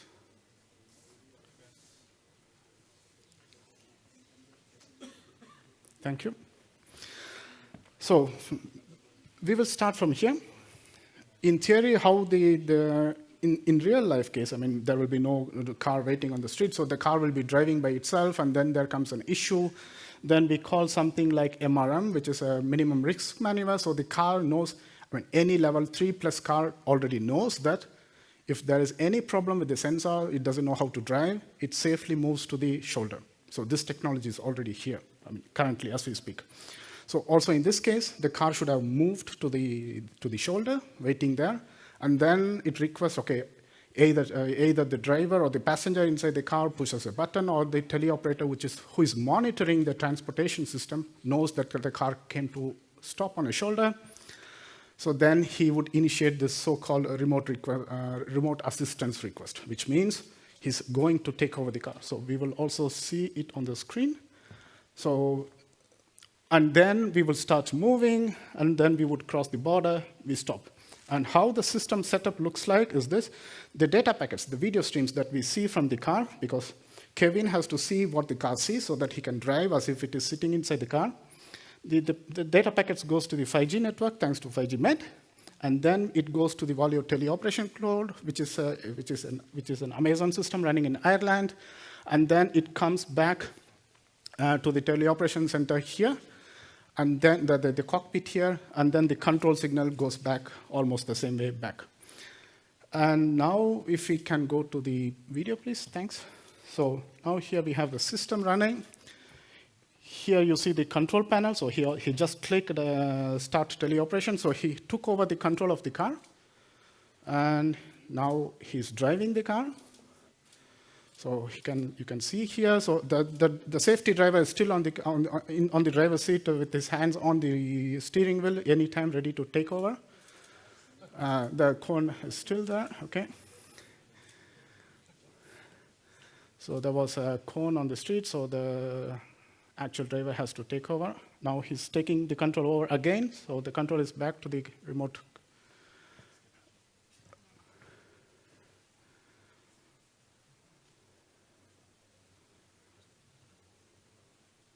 Okay, control is activated. Driving again.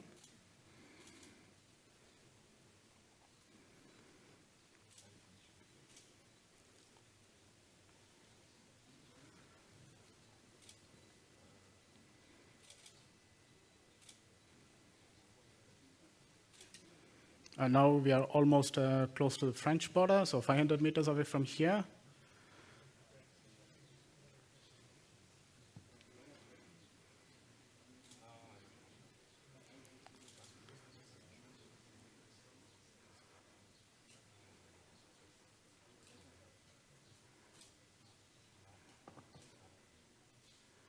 Okay, so now we are soon approaching the French border, and once we are in France, they will slow down a bit and stop there.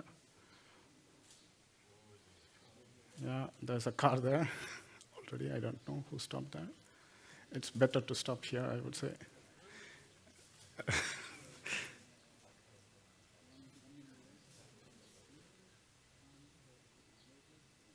Okay. Is it also 5G Med team? Yes.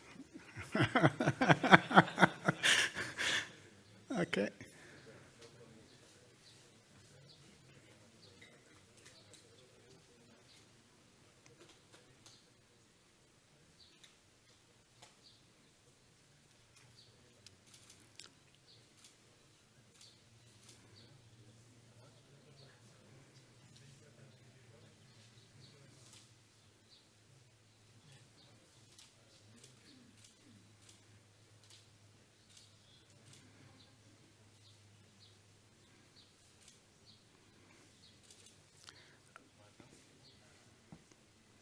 And especially, I mean, in the previous years, we have done such demonstrations in a kind of closed environment with limited speed and maneuvering capabilities. But thanks to 5G MED, this is the very first time we do it on the highway on the minimum highway speed still.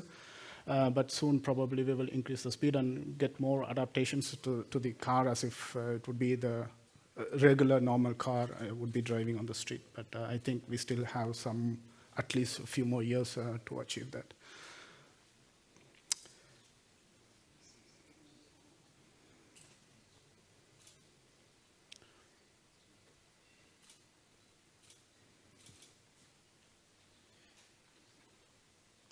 Should be okay. Thank you, Kevin.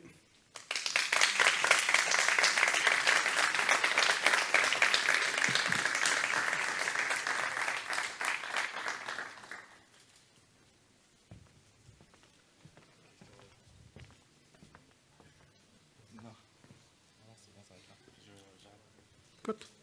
Thank you. Have a nice time.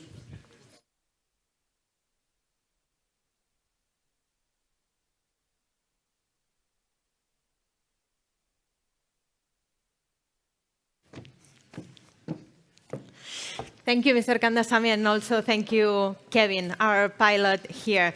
That was amazing. I think we can all agree on that. So now it's time for another demonstration. The road infrastructure digitalization demonstration will begin. Please welcome David Porcuna, Innovation Project Manager at Autopistas Abertis. Where I have this? This is okay, thank you. Hi, good morning all. I think that Paco has made a great introduction of this use case before, some minutes before. So I think that we can go directly straight to the point to the demonstration of the services that we'll see in a while, right? So, okay. Use case 2 features two services. The first one is this automatic incident detection. Here, as Paco said, we had a road that it is in the border from France and Spain. We have a mixed traffic scenario with conventional cars and connected and automated cars. So the point here is that we can ensure or even improve the safety and traffic flow by addressing these connected cars with specific messages with recommendations of traffic for them. So in this case, you see that we have deployed along the road, we have these cameras. These cameras are feeding, using the 5G infrastructure, are feeding our TMC, or Traffic Management Center, local, with the video, constantly reporting video there. So this video is here analyzed using AI, and in real time, we can detect the traffic status, some hazard event, like this car. For example, if this car stops here, this is a hazard for us. This is very risky in a highway. So automatically, the TMC has detected that. He knows that he has an event again risky, and then he'll generate a warning message and traffic recommendations for those cars in this area, right? So it sends, using CITS messages, DNMs and MCMs, messages that will be sent to the cars, they'll receive, and show in their dashboards for the human driver, or even if they are automatic, they can integrate those messages in their planning tour, right? So additionally, we have this traffic management center local. Then this one is also reported to a global TMC that covers the whole highway. Here, knows that he has an event here that could be risky, and knows also which is the recommendations that this TMC has sent. And additionally, this TMC is aware that this event is very close to the border, so it might affect to the cars in the other side of the border, in this case, the Spanish side, that are approaching to the event. So, and at the same time, it will generate a warning for its peer in the Spanish side, telling them, hey, you had here a stopped car, be aware of that, right? Then this TMC Global, again, can generate automatically all the strategies for the cars in its area, right? Here the area is wider, so it will use 2 TMC for covering all this area, and see. Then in this case, we'll generate those strategies adapted to every section. Here we had the warning in all the cases of the event there on the other side of the border, and we here have a limitation of the speed and a recommendation of changing the lane, right? Here only at the speed adaptation, and here we had the, hey, please keep this distant gap, right? So we've seen this first service. The second service is more or less the same, is the same concept, but here, you know, we don't have any camera there, so we don't have this information in real time. So what we're using in this service, the relay emergency messages, are the cameras and sensors installed in the connected cars that are in the area. So we have no cameras for this, but if this car detects this car that might stop, Now he has a warning in its dashboard, and this warning is also reported using a DNM message to MCMC local that will trigger again all the same actions that we had seen before, right? Getting from one country to the other, and then to the cars in the other side of the border, right? So these are the concepts, and now the fact and the point, and we are to see this live. So can we see your colleagues on the road? Right, here. Here, this is the camera that you've seen on the road, that it's about to detect one coming car. These are the dashboard of our colleagues. We have two cars. We have our cars from our colleagues on Betacom, showing that it's happening nothing. And this is what is inside or the car of CTC or colleagues on CTC. And here we can see two things. We can see the dashboard, that it is for the driver, right? And we have seen this camera, that is the camera that we'll use in the next service that we see. So now one car starts moving, if they can hear me. And you seeing this panorama view, we see a car coming in this lane. Those are the vehicles that we've seen in use case demonstration. You see those three cars that were parked on the hard shoulder. So in a while, the vehicle will appear. We can see him. You see, this car is about to stop. And once the car is stopped, in the dashboard will appear the recommendations. Okay, pay attention. You've seen this recommendation with the traffic strategies. These are, okay, see this warning, stop vehicles, no recommendations there.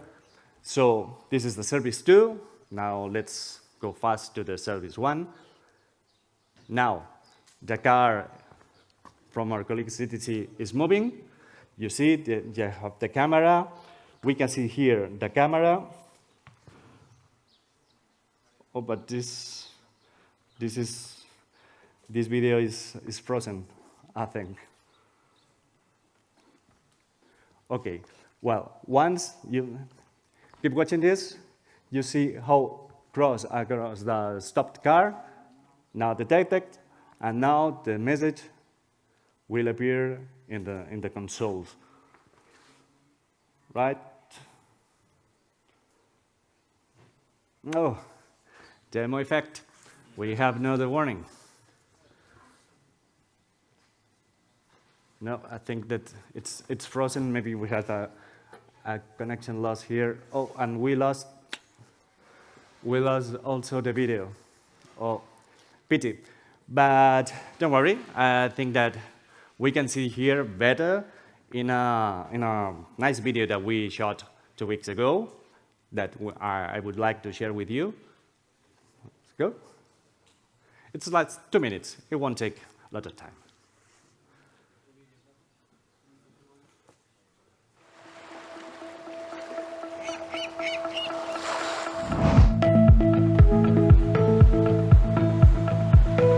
As technology advances, our highways are evolving into smarter, more efficient networks.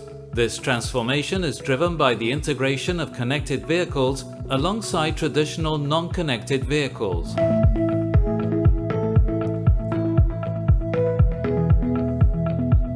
You see the camera 5G here Med Use Case obstacle. 2 Road Infrastructure Digitalization Demonstration uses specially equipped vehicles. Externally, these cars are outfitted with modems and antennas to ensure seamless communication.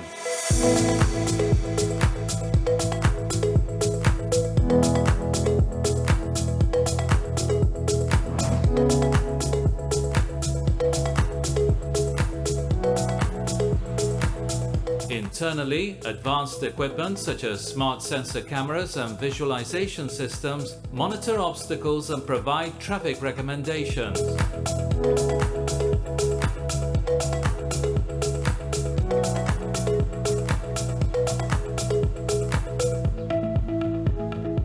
Here, a car is stopped, simulating a common highway hazard. As the demo car moves along the highway, the smart sensor camera remains active. In normal conditions, it detects no obstacles. The Traffic Control Unit, or TCU, displays a clear dashboard with no active traffic recommendations. From the second car's viewpoint, the first car is nearing the obstacle. As the car approaches the hazard, the smart sensor camera detects the stopped vehicle and alerts the system. The TMC receives the hazard information and generates a traffic recommendation that is sent to the vehicles. The TMC dashboard displays the hazards and the traffic recommendations information. The generated hazard and traffic recommendation is displayed in the TCU dashboard of other cars. The TCU dashboard updates with a traffic recommendation, ensuring drivers are informed and can take necessary actions, always ensuring a seamless roaming. Additionally, cameras installed in the road can detect a stopped vehicle, providing the hazard information and traffic recommendation to the different vehicles using real-time video analytics. Updated traffic flow information is also visualized. With these integrated technologies, our highways become smarter, safer, and more efficient, paving the way for a seamless driving experience.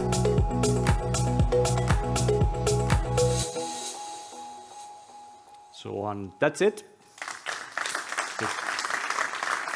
Thank you.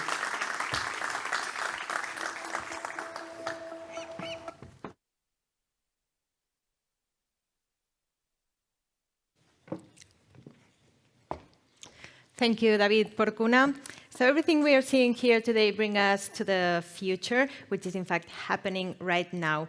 Catalonia is the place to be as for innovation, and that's why we want to have the feedback of Marc Realp, Secretary of Telecommunications and Digital Transformations of the Generalitat de Catalunya, who has kindly accepted our invitation.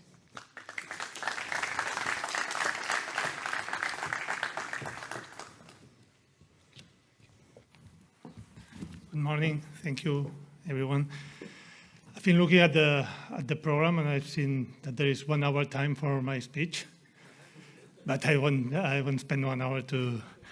So we will follow an European schedule.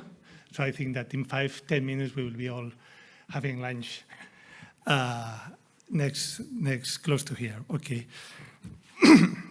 So thank you very much. Good morning, everyone. Thank you very much. It's an honor and a pleasure for me being here and for giving me the opportunity to see these demonstrations, which have been very, very impressive. I think that we all know that we are living a technological revolution, which some people say or call it as the 4th industrial revolution, which is changing. We've seen that now, which is changing everything and will change everything. And I'm aware that we have heard this statement so many times that it no longer impacts us as much as it should be, because we are, in fact, living this revolution, something that is going to change everything, our lives, our society. And it presents us with new challenges, new questions, new uncertainties to face, but I think that we are lucky that we are experiencing this digital revolution in by firsthand. And it also represents an immense range of opportunities and responsibilities, especially when we are shaping the new society that we want to build, that we are constructing. So we have this responsibility as well to decide which society we want to shape or we want to build. It's a revolution that has made digital communications an inseparable part of the way that we live, we work,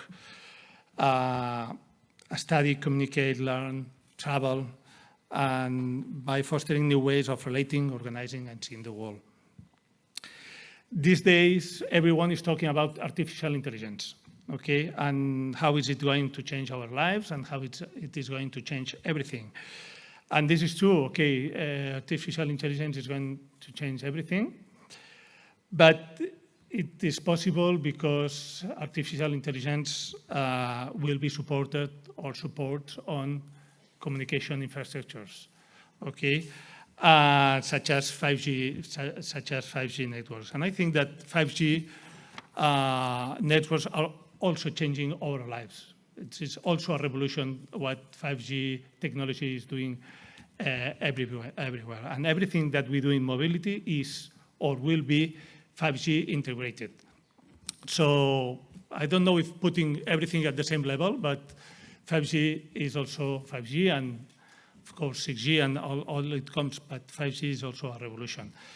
And in this regard, I think that 5G MET has created the aim of providing a sustainable 5G deployment model that will enable the provision of advanced digital services, as we have seen from Figueres to Perpignan, a section of the Mediterranean corridor.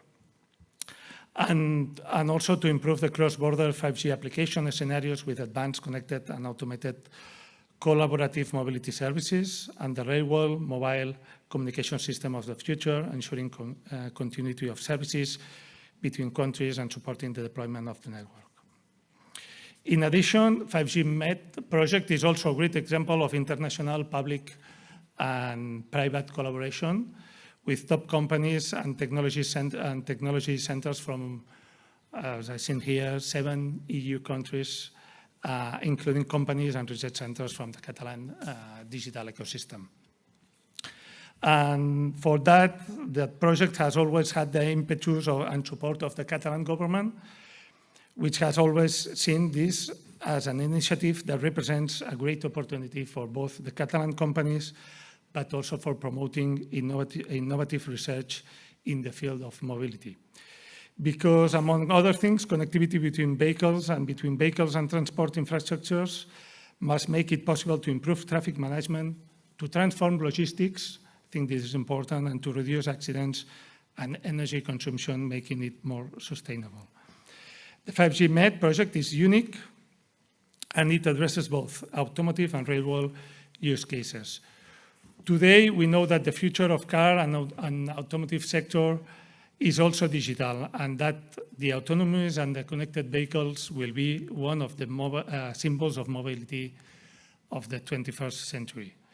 Catalonia wants to and can be one of the leading hubs, digital hubs in Europe, leading the mobility of the future.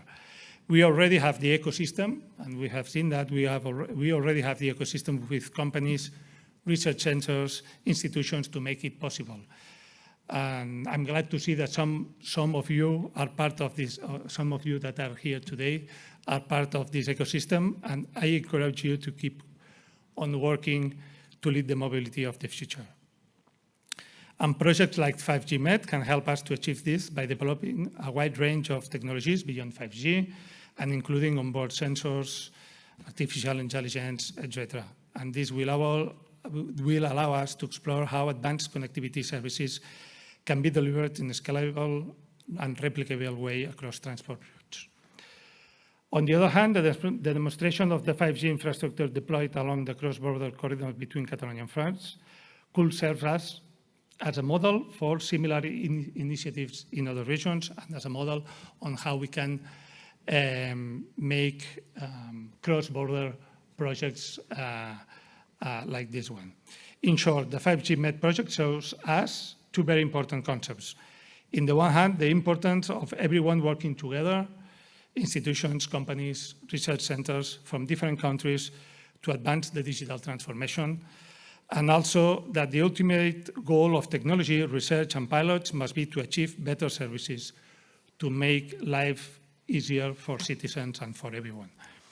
So finally, I can congratulate you for your work as part of a sector that is leading the way and changing the culture of innovation and transformation in our country.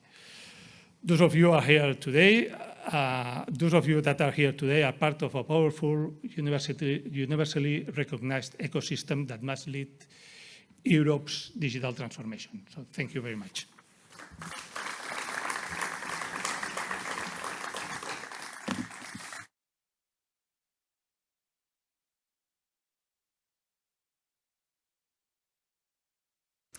Thank you, Marc Realp. So now let's have a lunch break. The lunch is going to be catered here inside behind those walls, but at 1:15. So before that, we invite you to do some networking, to have some fresh air, and also everyone that went up on stage and everyone who is responsible for the project, please meet in front of the facade of the Castell de Peralada to make a group photograph.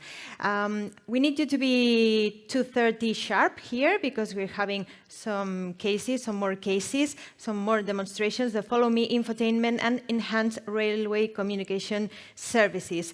Also, you can come closer to the station if you want. Please do not touch it, but you can feel free to watch and to take some selfies if you want to. So let's meet here at 2:30.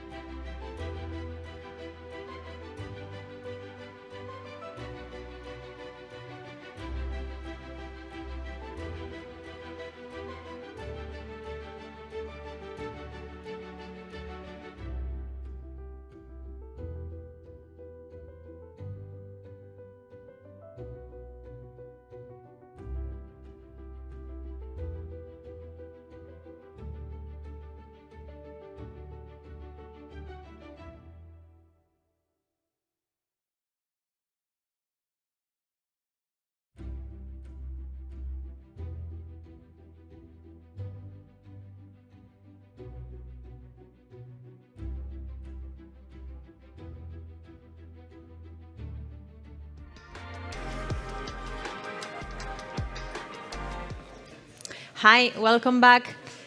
Please, if you may return to your seats, we're about to start again. We hope you had a great lunch, enough time to enjoy your networking and also watch the car that it was outside. So the demonstrations of Follow Me Infotainment is about to begin. So I want to give the floor to Rodrigo Peces, R&D software developer at Evident, to explain what it's all about.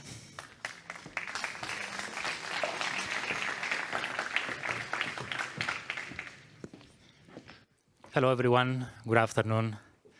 I hope you had a great lunch. I did, at least. So now that the summer we are all getting ready for the summer. We're trying to get the car ready, put the kids at the back, and then we start thinking like, now I need to drive around 300 kilometers to get the destination. And I hope that everything goes well. So for 5G Med, the Follow Me Infotainment services, we defined and developed the Enjoy Media Together service, that it will provide a media entertainment solution. So just trying to get the headache away when we travel with our kids in the car. And if you think about it, if you are traveling with the family and say like, we cannot share one car, so we need to travel using 2 cars. So we can create a virtual room and get the kids in there and share the video content just synchronically with all the kids and sharing the experience all at the same time. So at this point, let me just get to the next slide. So what we are trying to achieve here is that if we start traveling from Figueres, and let's say that we want to get to France, so we need to cross the border, which is going to be one of the problems, because we know that the video buffering is going to start, which means problems. And also at some point, we are going to need to stop the car and say, I need to get the kids out of the car, but I don't know what it is around. So we develop as well, ATC developed the tour planning service. So if you don't know where to go, what to do, you can just find the point of interest that are nearby and then experiencing these points of interest using virtual reality or high resolution video. So, okay, so we decided where to go. We have visited a few places. So now we decide, okay, it's time to go back to the car and keep traveling north to France. So we cross the border, video stops, kids start crying, my video is not working. Drama starts, health. So what can we do from our side? So in 5G Med, thanks to the 5G Med network, we were able to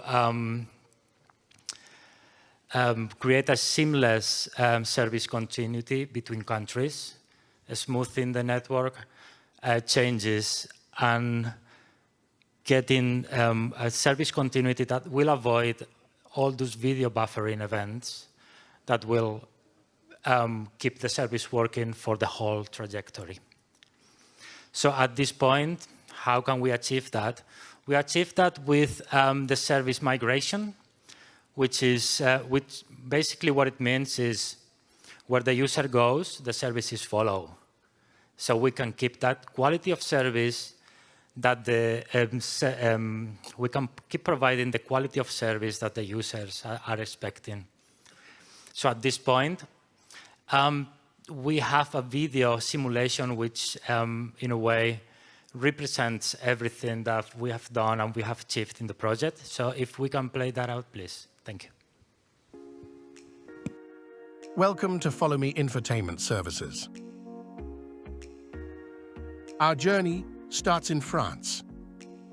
Our goal is to optimize the media content distribution, resulting in high-quality reception and avoiding service disruptions.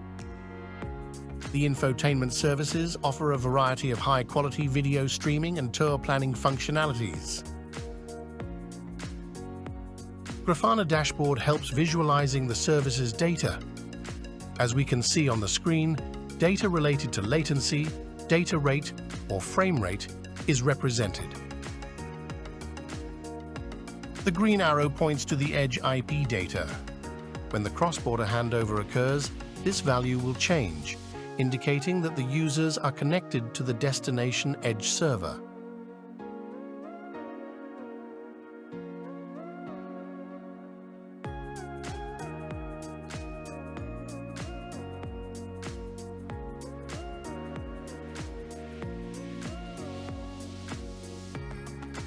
The migration of virtual functions of the media service that end users are accessing, along with different edge nodes as the user moves along the corridor, so that these virtual functions are located in data centers close to the user's position at all times.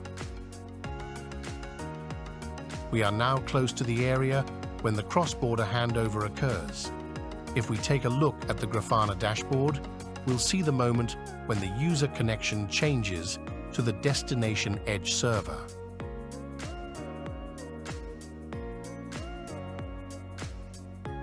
Users have experienced a seamless cross-border handover.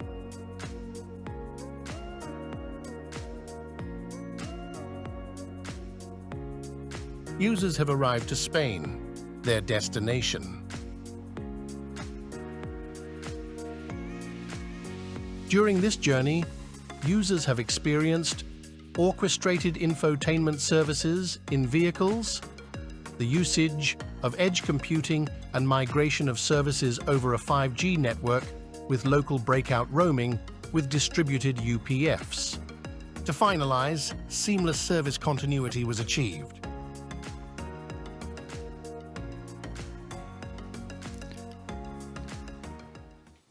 Well, thank you so much for staying after lunch here. And remember that no more headaches. Thank you.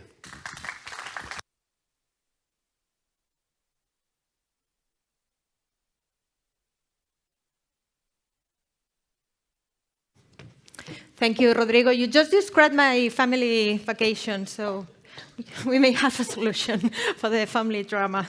Okay, so now I'm going to tell you to have a 15-minute break, because now some people are taking a bus for the next demonstration, the railway demonstration. So we'll be back here at 3:15 with Juan Agustín Moreno from R&D Infrastructures Project Manager at COMSA to come and explain the enhanced railway communication services demonstration. We'll meet you in 15 minutes. Thank you.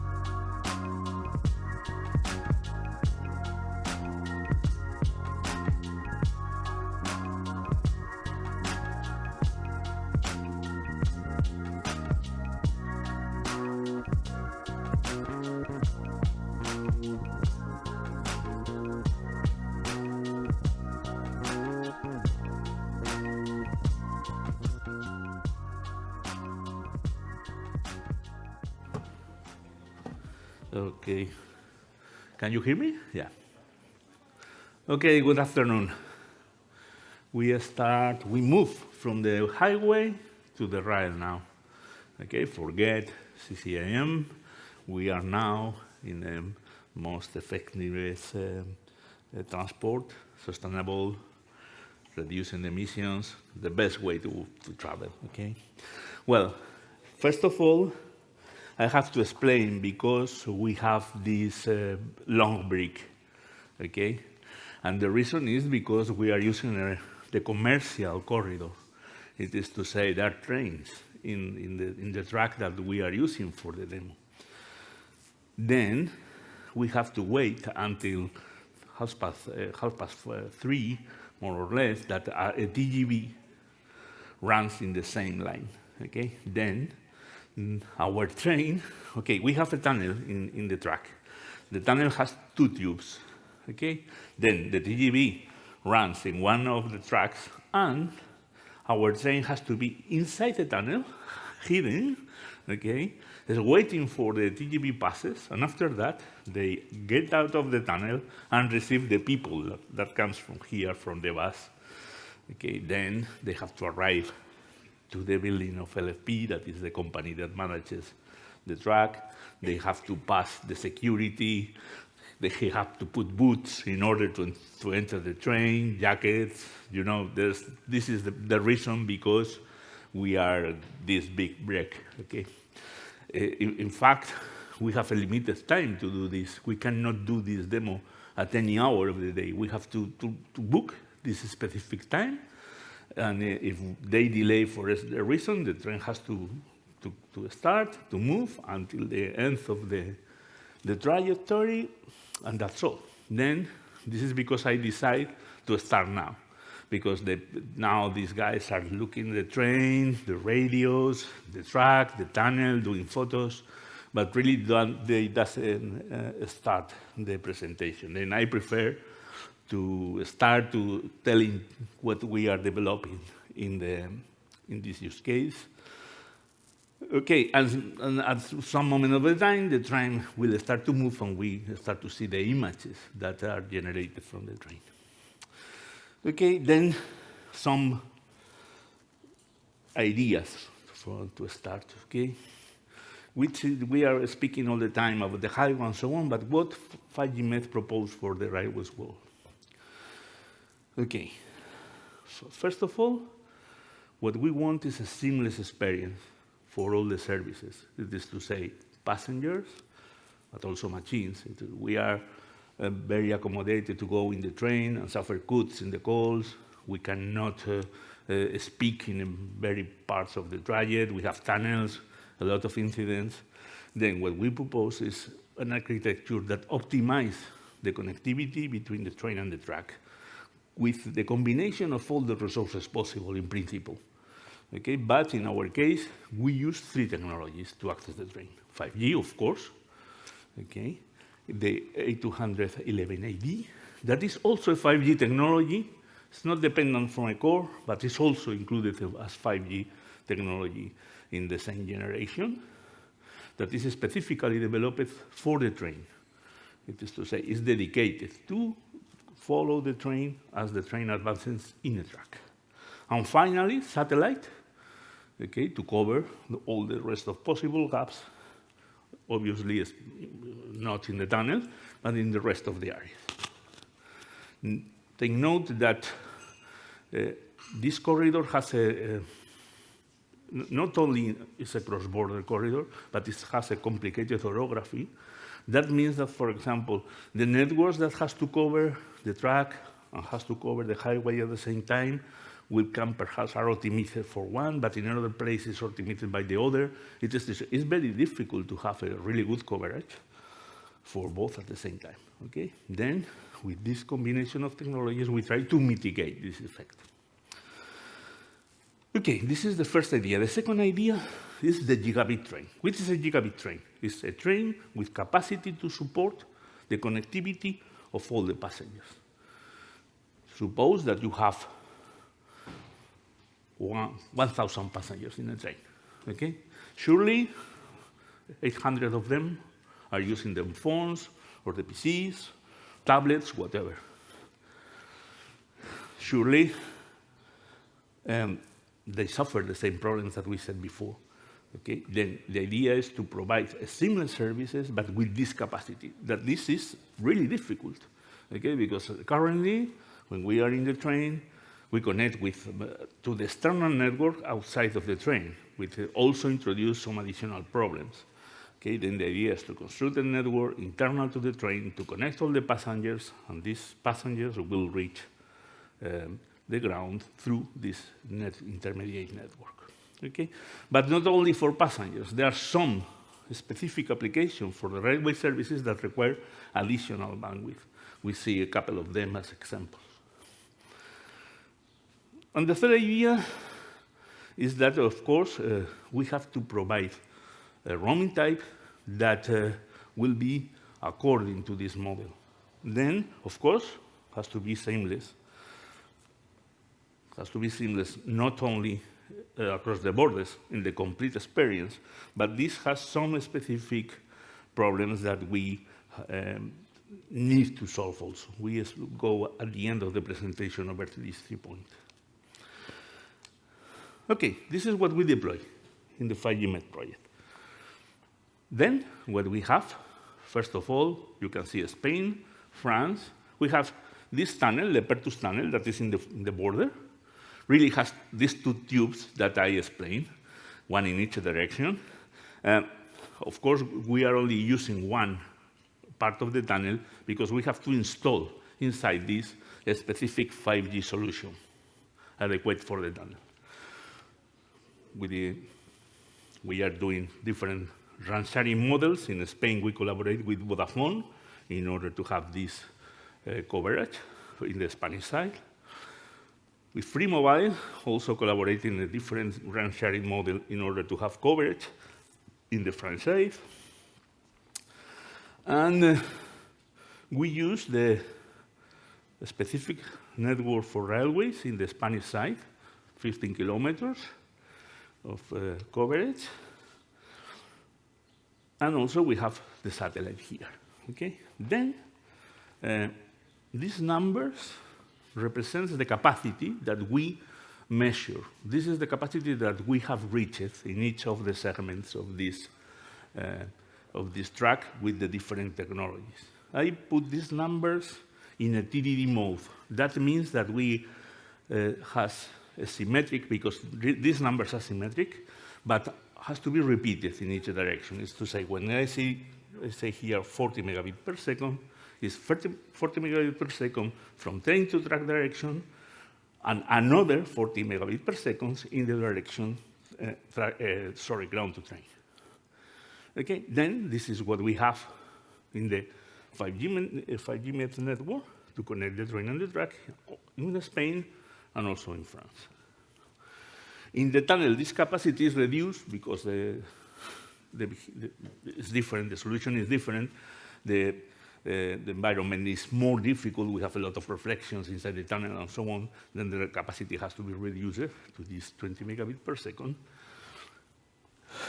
With this 70 gigahertz networks, we obtain this 425 megabits in each direction, which is 10 times that we have with normal 5G. And also we have this committed 10 megabits per second in each direction for the satellite. This is the normal, no? Okay? Note that the satellite technologies can be different, and you can obtain higher bandwidth than this, okay? But this is what we reserve for the project. Well, of course, this is the neutral network that we use for the automotive also, the same network, common, except this part inside the tunnel, obviously, that is only for the railways. The rest of the network is common with the highway. This is specific because it's are antennas developed along the track, near the track, with a very specific characteristic, that this frequency is free cost across all of Europe. Okay, it's to say the railway operators doesn't have to pay nothing to use this. Okay, and finally, okay, this is the train that we use for the demo. This is the train that we use really in the project to do all the testing, score. And this is called a dressing. A dressing is a maintenance train for the maintenance operational of the track. This is a LFP, the company that manages the corridor in this cross-border section, use this train for maintenance tasks. Okay, it's divided into sections, has some grooves in both parts. It is to say, it's not a passenger train. Okay, it's a maintenance train. I hope that Christian Mikas and the rest of guests are sure that are not expecting the hot that they suffer this afternoon in the demo, because it's really hot, especially at this hour. Okay. Okay. Then, sorry, because I'm losing the micro. Okay. I will try to follow this way. Okay. Then, to demonstrate these three ideas, we use 4 services, 4 applications from different, okay, we have these performance services, that are railway services with some specific consumption. Okay, thank you. Thank you. these two first services are for railways. It is to say, something that needs additional resources that the typically networks built by the railway people are used to dedicate for these tasks. Okay, we have something that we call massive IoT. As you can see, we explain later what is this. We have other applications to detect obstacles in the track. And after that, we take a look about the passenger services with this concept of gigabit train in two versions.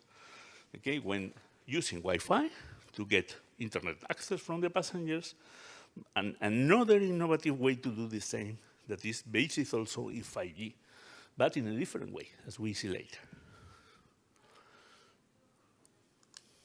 Okay, we start with the first one, the massive IoT. Okay, then what we do in order to simulate a more complex trend that we are using is an IoT traffic generator that simulates a train, plenty of sensors for many different things, even 4,000 sensors for different tasks, okay, that are sending traffic to the ground each 100 milliseconds.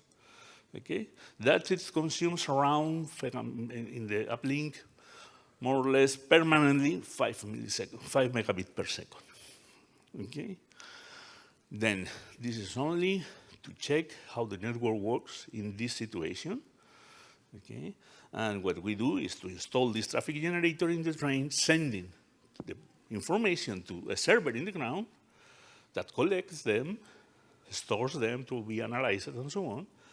Okay, but we use two specific sensors, if you want, variables, to see the quality of the transmission, that are these sinus wave, that you can see this sinus wave and this square.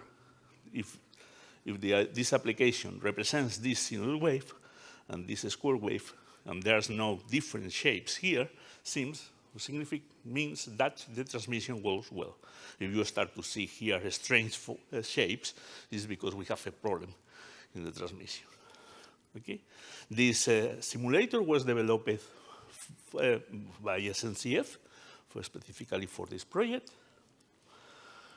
Okay, and it's really simple. Okay, we only transmit this permanently, this amount of traffic to the ground. Okay, the characteristic is that this kind of traffic is UDP. This means that this is the traffic that, if it's lost, is not sending again like in another type of connectivities. Okay, then in this way we can have a very clear idea about how the network works. The second application, say that is to detect obstacles along the track, is based in a LiDAR. Pardon if I'm telling something that all people knows, but I explain what a LiDAR is. Perhaps something has to know. A LiDAR is this, okay? As you can see, we are putting in the front of the train. A LiDAR is a laser, okay, that goes continuously surrounding the area. Okay, then with this machine, what we are doing is taking measurements permanently about the train surroundings. It's different from a camera. If there's rain, if there's no light, continuously work. It is to say, in this sense, it's much perfect to do this kind of observation than the camera. And what we do is, okay, it's continually moving in this way, taking a cloud of points that are sending again to the ground.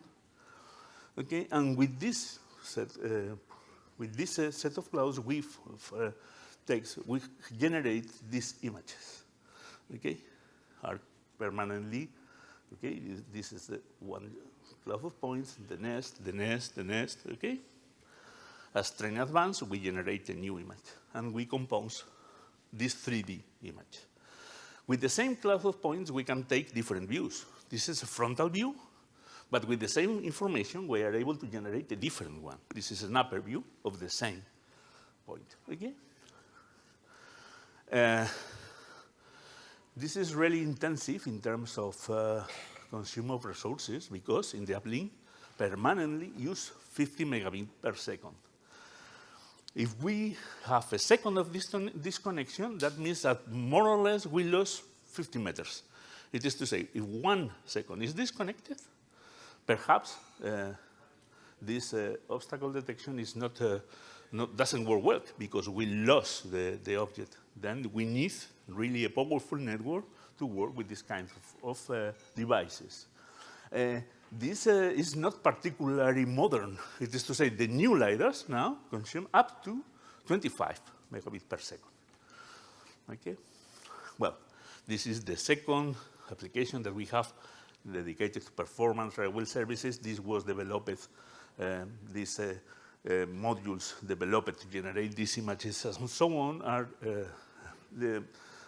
with the participation of the Armines and the School of Mines of Paris that has the control of this particular section. Okay, well, we don't do in this project, but the idea, of course, is with this one with figures arrives to the ground, we can analyze this with artificial intelligence and generate some application of automatic detection of obstacles and so on.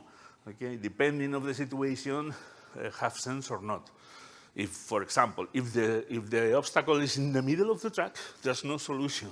The train doesn't stop on time. Okay, sure, that's not. This is for the detection of adjacent objects along the track.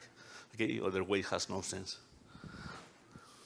Well, this is about the performance services. We move to the service for passengers. Sorry, I don't know how the train goes. As you detect that the images of the train, of the streaming in the camera is around, you can put in the screen and we go briefly over this, okay? Well, service for passengers. Okay, the most obvious one is the Wi-Fi inside the train, okay? Then the message is the technology to provide this kind of services is ready. The thing is why it's not deployed, of course, because it's recent, but it's ready, okay? You can experience the same quality in the internet access as you are at home or at work. You can do calls without interruptions. You can elaborate video conference with enough quality. But for the networking, this is really a problem because you have the network and suddenly appears 1,000 customers at the same time. That goes quickly over the same radio, disappear. It is to say it's really adverse for the network, this situation. Okay, then this is because really it's difficult to reach this point and the technology is not mature until now to do this kind of things. Other thing is, okay, you have a gigabit of information going in both directions. Then if you have a track, perhaps you have more than one train in this track. No? Suppose that you have 500 kilometers and you have 6 trains at the same time, obviously not in the same place. But that means that you have 6 gigabits of traffic that has to be deployed in the ground in some place. And the technique is each, this is only an example, 50, 100 kilometers, depending on how do you decide to dimension on how many trains you have in this track in particular. Okay, depending on this, what you have to do is to have a breakout point connected to the internet to deliver the traffic when the train passes.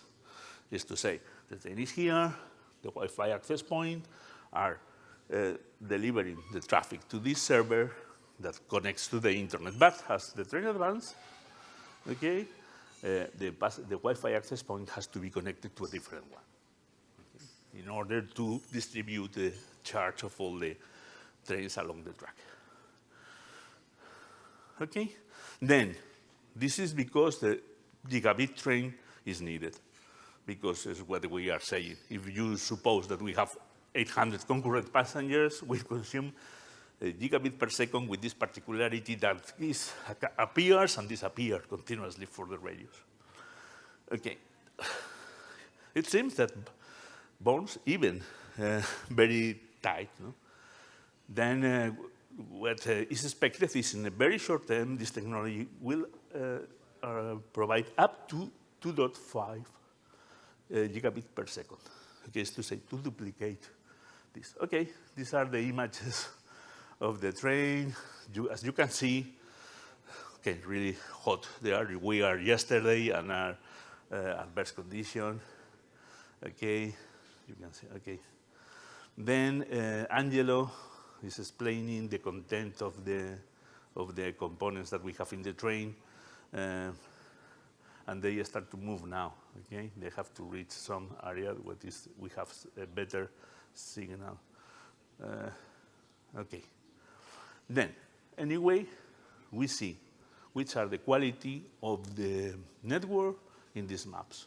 This is the train position. As train advance, we can reflect it in this graphic, okay? And I explain later what this means. But you can see here which is the data rate that we are generating at this moment and the latency we experience. Okay, this is the meaning of this graphic. Okay. Well, this is a device with a, no half sense that I explained this. The people inside the train receive a detailed explanation about what device is, but as you can see, it's not have no sense that I explain this. This is the Wi-Fi access point. The modems are distributed. Okay. Angelo now is explaining what is this. Well, we have the 4 services identified by colors. Okay, I cannot able to put the same names here that in my explanation, but this P1 is the IoT. Okay, you can see that P1 is experiencing now latency of 40 milliseconds, and here is increased until 100 milliseconds, for example. No?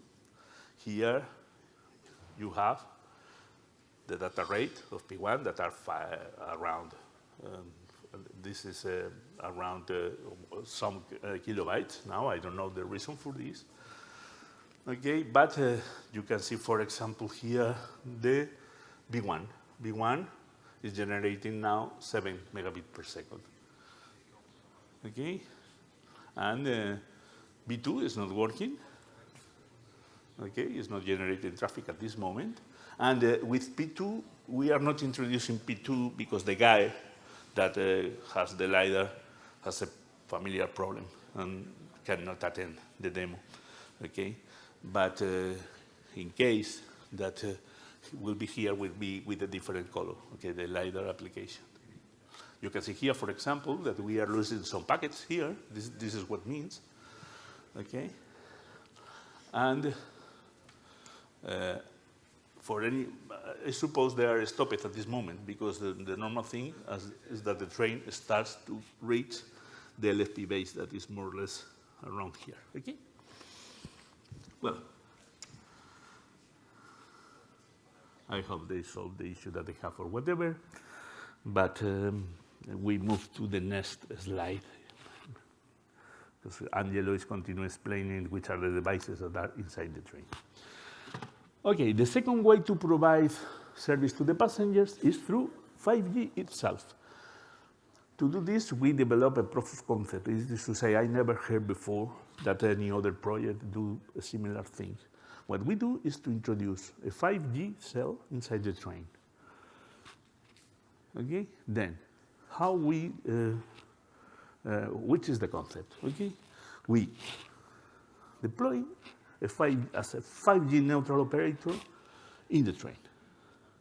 The passengers enter in the train and their phones do a roaming with the train operator, in case, of course, that their original operator that we have contracted has a roaming agreement with this neutral train operator. Okay, And the train mobile operator offers services to the passengers like their original MNOs. Okay, how this works? You have the small cell in the train, you have a 5G core, neutral on ground, not necessarily near the train, can be in other country, in Italy, if you want.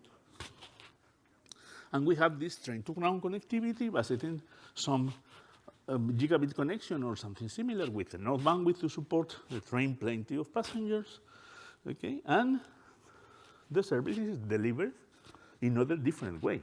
It is to say, now we have moving cells, okay? We are not using the cells that are outside of the train.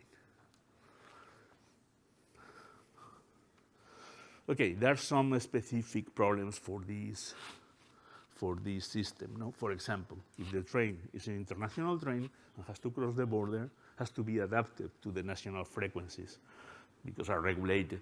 Okay? Then, the thing is that this service is based in MNO roaming agreements between the national MNOs and this neutral MNO. And also, we have developed also specific features in order to preserve end-to-end 5G slices, quality of service in 5G. Okay, you can book some specific part of the radio from a specific application, critical application or whatever, different types of quality of service. Then you have to preserve this quality of service across the two networks, two 5G networks, okay?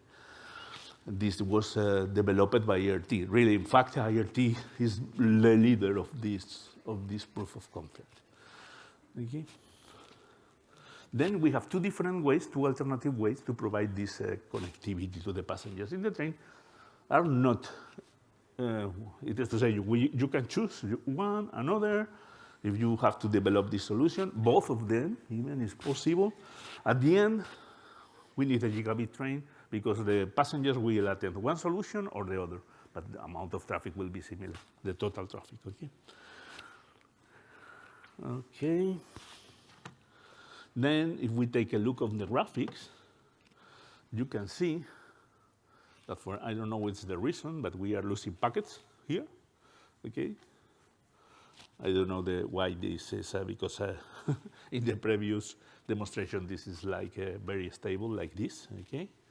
And we have some peaks there, but this is normal because they are retransmitting some video or whatever, okay? Here has to be constant, but here is variable.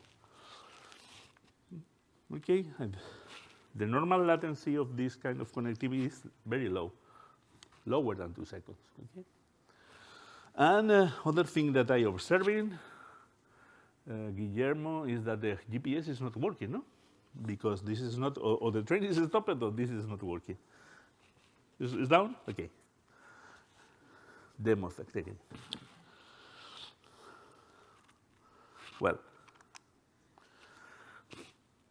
we have to tell you how do the radio selection, because we have the 3 radios working simultaneously at the same time. Then we have to choose what has to be used. Then for this, we develop something special that we call the ACS gateway units, adaptive communication system gateways. Okay, this is something developed from the scratch for this project by an Italian company called XBreed that are able to work at full line speed, a full line of 10 gigabit per second. Okay, 10 gigabit per second is very difficult to develop a tool like this because this. Okay, you have to go and inspect all the packets, packet by packet, selecting which is the radio they have to use. We have the 3 networks in parallel, and as the train advances, the situation will be different. Then, how this really works? We have a table with priorities saying, okay, we have our 4 services. We have the IoT, we have the LiDAR, we have the passengers with the Wi-Fi, or the 5G train operator. Each of them can use a different radio at a different time. What means this forwarding priority, for example, in this example, is that IoT will select satellite as first option. Okay? It fails. For example, we are inside the tunnel, automatically change to this 5G radio. And if additionally the 5G radio fails, will be moved over the 70 gigahertz networks. But this is for this service. Other service can use different rules. For example, what we could put here is what has logical. No? We have the gigabit, but if there's no gigabit train, we use the 5G. In this case, for example, as we only have 10 megas, we don't use the satellite because have no sense. In this case, the packets will be dropped. This is what it means in this case. Then, this table is possible to be located to use different tables in different geographical areas. It is to say, you can use this table from kilometer A to kilometer B, but a different one from kilometer B to kilometer C, depending on the structure of the trike, what technologies are deployed, and so. Also, it's possible to select which radio has to be preferred with the train position. It is to say, okay, I decide to move from one technology to the other at this point. The only thing I have to do is to program different tables at each side of this point. Okay. Then, how we know, or how we represent here which radio is used by this service with this graphical that really is this graph that we have here and later explain. For example, the train is moving from here to here. At this moment, we have our 4 services, IoT, LiDAR, Wi-Fi, the neutral operator. And when we start, for example, in this example, all these services are over 5G, except this one that is over 70 gigahertz. Here appears a gap. All the services are moved over the 70 gigahertz. When the program is solved, automatically the situation is restored, as in the table is defined, without any intervention. Okay? This is this picture. For example, you can see here that all the services are over 5G. This is because we have an access point that is powered down, we know it. Okay? That we are defining that these 2 services has to be over 70 gigahertz, this another one over 5G. And this happens very well until suddenly we have a gap less than a half second of 5G and moves over 70 gigahertz, and after that returns to 5G. Here you have similar situation. And you can observe which is the evolution of the service at this point. Okay? You have here how suddenly the data rate is decreased, for example, or not, comparing this situation with this. The latency, for example, doesn't seem to be affected on this particular situation. Something more here. Okay? Well, then this is the way that we monitor all the services all the time, and we have to know if with this combination of technologies, the seamless experience is achieved or not. If not, we have to apply some solution in the network to improve the experience. No? For example, we know that we have some specific gaps, surely by the orography, are not important, as covered by 70 gigahertz networks. Okay, but if this is not the case, using these graphics, we can see and we can detect which are the holes that we have in the network and work to solve it.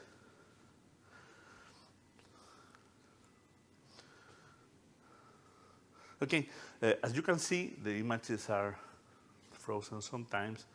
Okay, suppose there's the demo effect also, but has no. I think that it's better I finish my explanation and leave these guys continue by themselves. Okay. Then my last message is LBO.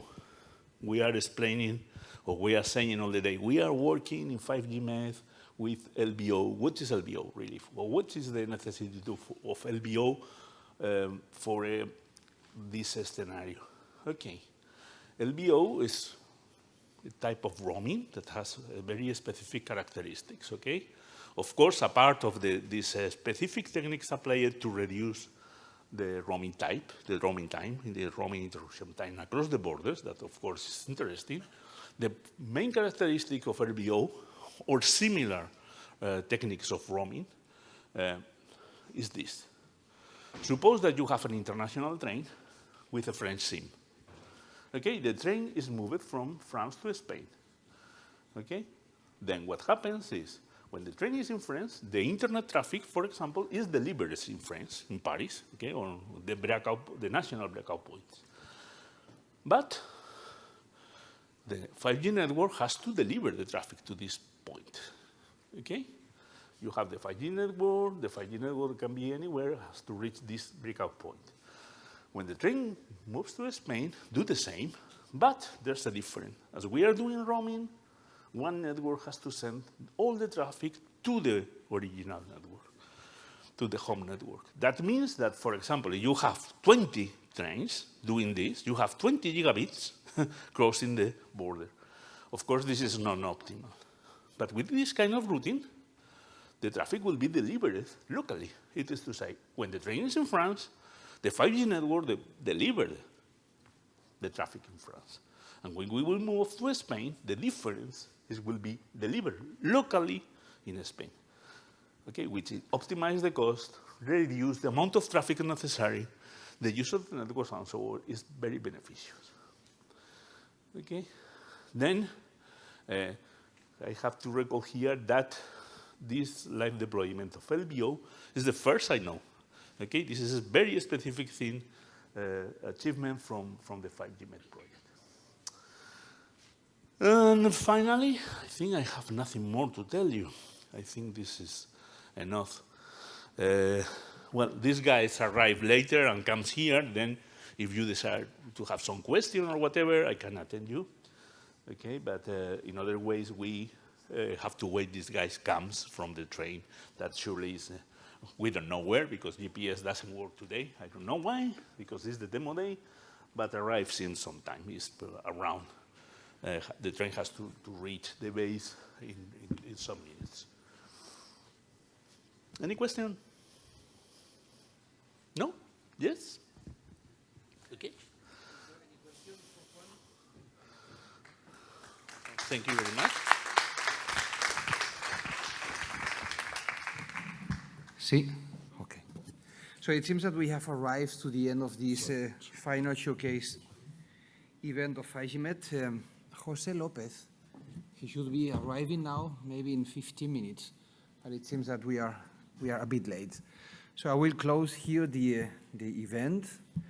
It has been really a pleasure to have you all here today. I hope you enjoyed this event with all the nice and funny demos that we had, and that you could see just a bit of the things that we did in the project. It was really challenging from a technical point of view and also from many, many, many different points of view. Personally, emotionally, it was, come on, amazing. The war team that we did in 5G Med, and now I'm absolutely improvising, for sure, because I was not expecting to do this final closure speech, yes, but now that I have some minutes, I would like to really recognize the work done by these people here, people that is still here, but people that are also on the train, and people already traveling to the countries. So the guys of Verecom, Valeo, they are already traveling. But come on, to put all them together in the same room, in the same channel, in the same boat in 5G Med has been really, for me, an honor to technically lead. But as I was saying, really technically challenging. At the end, we did it. This is a project that we didn't know how it would finish a couple of years ago, because the technical challenges, as most of you know, were amazing. At the end, I think that we did just a piece of work that I hope that is really a good contribution for the community, for the future of the European corridors, as I said this morning, and I hope that your children won't suffer these small interruptions of minutes when they are crossing the border. So thank you very much for being here.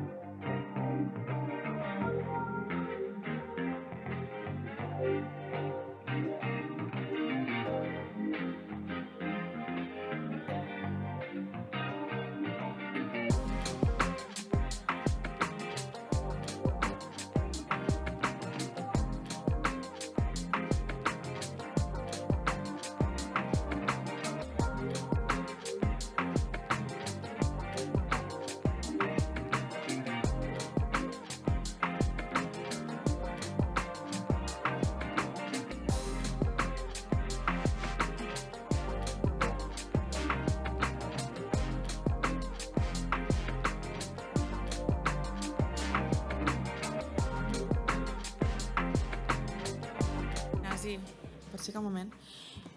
Hello, now we are going to have a toast. So if you want to wait just 5 to 10 minutes, and we will have some drinks over here. Thank you.